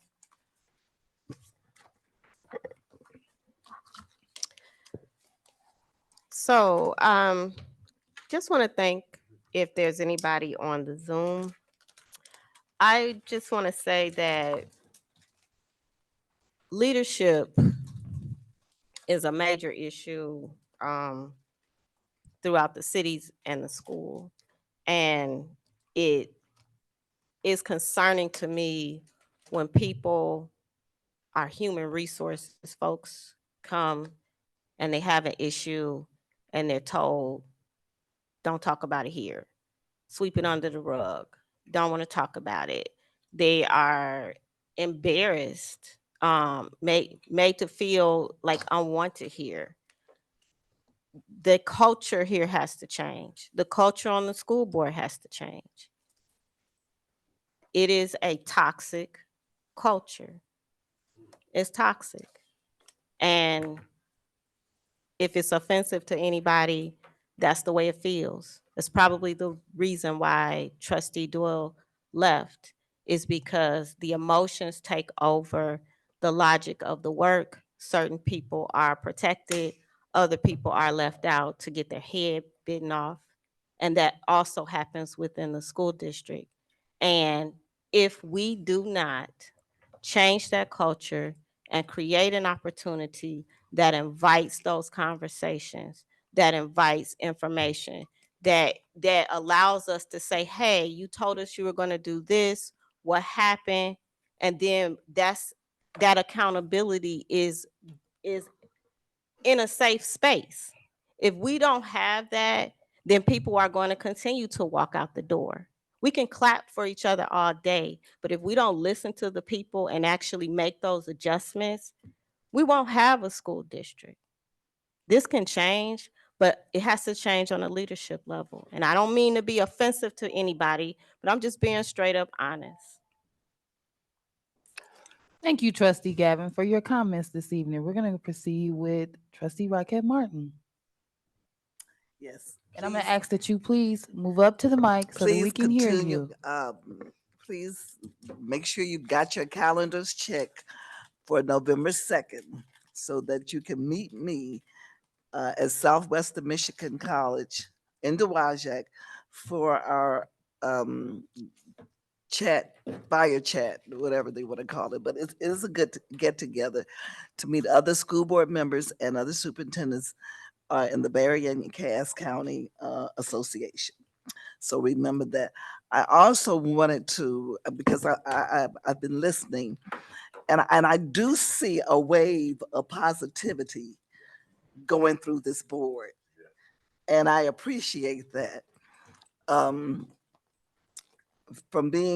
where we started, I do see growth. Trust me. And so I can remember even saying at one point, why would I bring my kid to this district when I was hearing all these negative things? However, I do see the growth and I see the positivity, and I see that, and I hear Benton Harbor is a great place to be. Benton Harbor is a great place to work. The people are dedicated and they are working hard. We have avenues and we have procedures in place for next week, or are you going to bring it back? I'm sorry. what is it? You're going to bring it back? Okay. We have avenues and procedures in place to handle employees, disgruntled employees. So, nobody's blocking them out of those procedures or those avenues, and they are there for them to use and to get their protection and to be heard. And that's what we have to practice. That's the structure this board has put in place and our district has put in place. And that's the structure we have to follow if we want to maintain order and discipline in our board. Thank you, Trustee Rocket Martin, for your comments today. Next, we're going to go to Treasurer Creighton. Good evening again. Just want to say that I'm grateful for being here. It's homecoming week. A lot of times we sit here and we kick and scream and we disrespect each other and we can always point fingers. But one thing that I wanted to do today before I came, I wanted to be able to point fingers back to myself and really hold myself accountable to the work that I signed up to do. And so I'm displaying today a shirt with my campaign shirt that my husband wore during my campaign for school board. And for a long time, I didn't really know why I was running or why I even decided to, cross over and become a volunteer. But one thing that my mentor told me, Dr. Nunley, Larry Nunley, He's actually the brother of Commissioner Manny Yarbrough, plug, but he taught me about 20 something years ago that when choosing a career, it should be something that you'll do for free. And so, for a long time, I went to college to be an educator. But then I decided 3 years ago that I was going to be a volunteer. And so I'm grateful for that opportunity. And I think, as we look at the fundraising and we look at the finances of what we're doing, I think I've accomplished that. And again, I'm not an emotional person. I mirror energy sometimes just to be comical. However, I just want everyone that's listening and also at this table to know that, we have some serious work. We cannot be distracted by the distractions. We have to be accountable and we have to educate before we regulate. And so, what that simply means is that we have to be able to provide the information, to provide a learning opportunity before we start cracking the whip or start, cutting people off. And so, a lot of times, we have to do what it is that we need to do versus what we want to do. And so, I do have more opinions sometimes, but I do choose to pick my battles. And so just know that we have to offer grace and mercy and be able to work together and move forward. So again, thank you guys and everyone that's here. We're trying and we're doing what we need to do. And I know my time is up, but the mic is feeling good. I'm just kidding. Thank you. Thank you, Treasurer The last Creighton. 10 seconds was just to pick with you. I'm sorry. You should use us to saw my I will neck. make eye contact because I just was trying to make up something. But no, seriously, thank you. I appreciate you. you. all, and it's all good. Thank you, Treasurer Creighton, for your comment today. You're welcome. Next, we're going to go to Secretary Triplett. I'm reclaiming my 47. Thought it was No, I want 49. to take this opportunity to say, many are called, few are chosen, and that is applicable in so many different spaces and places. I do want to take this opportunity to thank our staff that's here tonight from Central Administration, that you all are still here with us regardless. And in the midst, I don't care what anybody say. A lot of times when you're in it, you can't see it. But there's a lot of great things going on here at Benton Harbor, in Benton Harbor area schools. And so if we have 1,300 kids or we have 1,200 kids, we're going to treat them with respect and dignity and love them.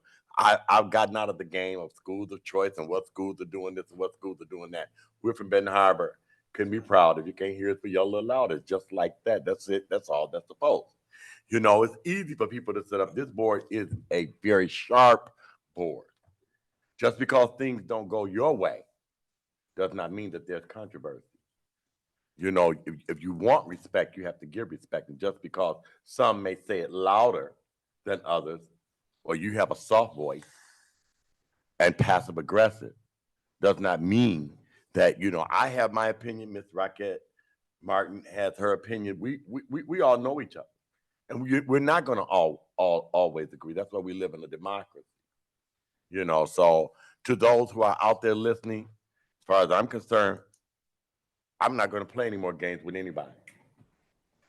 We are here to do the work for our children, and we are going to do the work for Benton Harbor area schools. So thank you for those of you all. It's election season, so you can expect people to rev it up. I am not going to take the responsibility of nobody leaving this meeting or anybody because this meeting is so volatile. I don't see it. So I'm taking my 46 seconds note. But in closing, and Madam President, you really do a good job with the balance.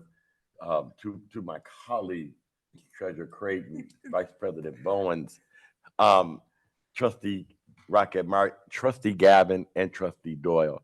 Stay on the wall, continue the work, and we will make Benton Harbor great. I haven't felt this good about Benton Harbor area schools and what we're doing in a long time. So when you're doing good, that's when the criticism comes. Y'all be encouraged over there. Thank you. Thank you, Secretary Triplett. Next, we have Vice President. Next week, I will be Bowens. asking that we go to a consent agenda item. We discussed everything numerously in detail. So I think if we go to consent, We should be out of here by 6 o'clock, hopefully. Um, I listened to my favorite quote. I was watching I was watching sorry. I was watching Hillary Clinton 2008 and Barack Obama. I was watching them debate. And she said my favorite quote, and I just got geeked. She quoted Harriet Tubman. When you hear the dogs barking, keep going. Now, I got two little dogs. They're little Shih Tzus and Poodles. And when they bark and they bark and they bark and they keep going. But then I mirror what Mr. Triplett says, stay on the wall. I can't get focused when somebody's walking past my house and my dogs are barking. I won't get distracted. We can't get distracted by the distraction, but we got to stay focused. And I just want us to continue to remain focused. Please do not block me because I will find a way to call you. It'll be like calling you satellite, whatever. I'm going to find a way. I'm going to track you down. But no, in all seriousness, we also need to pay attention. It's a problem when a public citizen knows more than a board member. We had a citizen come up here and speak out, and half of the board wasn't even notified, or we just were notified. How does this information getting out? And I think we need to be cautious and investigate that. Good night. Thank you, Vice President Bowens. So for my comment this evening, I am going to ask that every member of the Board of Education do some internal soul searching. And I would ask that each person ask themselves the things that you complain about. For example, culture that you're not a fan of. What have you done to contribute to a negative culture that you believe exists? One thing that I would like to say is that it's extremely difficult for people to presume positive intention when they're constantly being slandered throughout the community on social media and things of that nature. However, this board has managed to continue to be together and work together civilly at this board table, despite things that are being said out in the community or on social media about each of us at any particular point. Our names have been splattered everywhere. And so I would just ask for each of our members of the board to do some self-reflection and ask, are you truly investing into a positive environment, team environment here for the district and for the board? Or are you a person that is essentially lighting fires and creating issues with not presuming positive intention, purposely creating false narratives through your own lens and making other individuals feel attacked, and then being concerned when people express those concerns that they have at the table? It's not fair to have expectations of others and not be able to look in a mirror and see yourself. And so you all have been very aware. I'm a person that's all about accountability. If I tell you that I'm going to do something and I did not do something, I own it at the table. If there is something in our committee that comes past us and we miss it, I apologize to the board that we did not catch that before it got to the board table. So I've never been afraid of accountability. But in my ability to be accountable to myself and others, I'm asking that every member at this board table is accountable to themselves and stop creating a false narrative. So at this particular time, I'm actually done, and that was perfectly timed. I look forward to meeting with our committee tomorrow. I know that this is just a season that this district is going through, and I look forward to each of us being able to get past the storm. The storm always runs out of rain, and that exists as relates to this district as well as our personal lives. No, individually. Oh, we're okay. we're individually going through personal We're doing good. storms. Yes, Yeah. yes, yes. So I would ask at this particular time for a motion to adjourn. I put a motion on the floor to adjourn the meeting. Is there a sec? The motion has been made by Vice President Bowens and supported by Trustee Rocket Martin. Any questions, comments, or concerns? I do have a comment because last week someone was able to respond You to have my a public comment? comment after I made the comment. And so I just want to say that I love all of you and that I appreciate the work that we're doing. And in all honesty, you know, I've been praying that, God reveals certain things, provides discernment, but then also that we get clarity and that when people are not any good, that they get moved out the way. And so I'm very grateful for what's happening. And so when you mention the storm, I'm not afraid of the storm because at the end it's always a rainbow. Always a And so rainbow. I'm grateful. Let's just be encouraged. It's homecoming week. I was able to go up there today and hang out with them. And so we invite the public to come tailgating with us. Whether you have a table or not, come and party, sing the fight song, wear your orange and black, and let's keep kicking and screaming and fighting and roaring like we do. Thank you. Are you wanting a comment to adjournment as well? Yes, I do. In all sincerity. Well, I am going to allow that because I am an equitable chair, and what I do for one, I have to do for all. So you Well, have the floor. I don't really agree with that when it comes to me, but we'll move forward. No, but it is homecoming week. 45 years ago, I graduated from this institution, and I was crowned homecoming king 46 years ago for the class of 1978. You and those popular kids. I was one of those popular kids, as Trenton said. But I do want to say that I would like for Treasurer Creighton to take into consideration, and depending on how it works Tuesday, that this right here, this meeting will give us an opportunity, if we do it properly, that next week we'll be able to get in and get out, and just don't have one long meeting. No, it's going to be really short. Yeah, I think we should be able to get in, and it's important that we do read this stuff. If we have any questions, we should be able to move. But and also my brother's funeral will be this Saturday. He worked for the school district, and he was just so he had just celebrated his 50th year class reunion. Yes, about 2 weeks before he passed away from Benton Harbor High School. He was so proud to be a Tiger, and it's going to be Saturday. I thank you all for all of your kindness to Mr. Bullock, Mr. G, to Mr. Corson, through his sickness and what have you. You all were so patient and so kind to him. And I just wanted it's Saturday at Pilgrim Rest at 10 o'clock is a visitation and 11 o'clock is the service. I'm just sitting here. I'm waiting for him to come in, peek in the door. It's the second time since I've been here. He's not here anymore. So thank you all for your support. I'm still trying to fight. I'm going to always be here. It's been tough with these committees, trying to be present. But we're going to make it. So your prayers are greatly appreciated. And to this board, I'm going to close with this. I love you all so much. I really do. I know y'all ready to go, but I want y'all to know that I am proud of you guys, as a former teacher. And you guys, many of you all came up under me in different capacities. But when I come up in here and I see y'all, I am really so proud of y'all. And y'all hang in there. I'm on my way out, but I want y'all to hang in there because you guys have got to keep this thing going, this legacy going. So thanks again.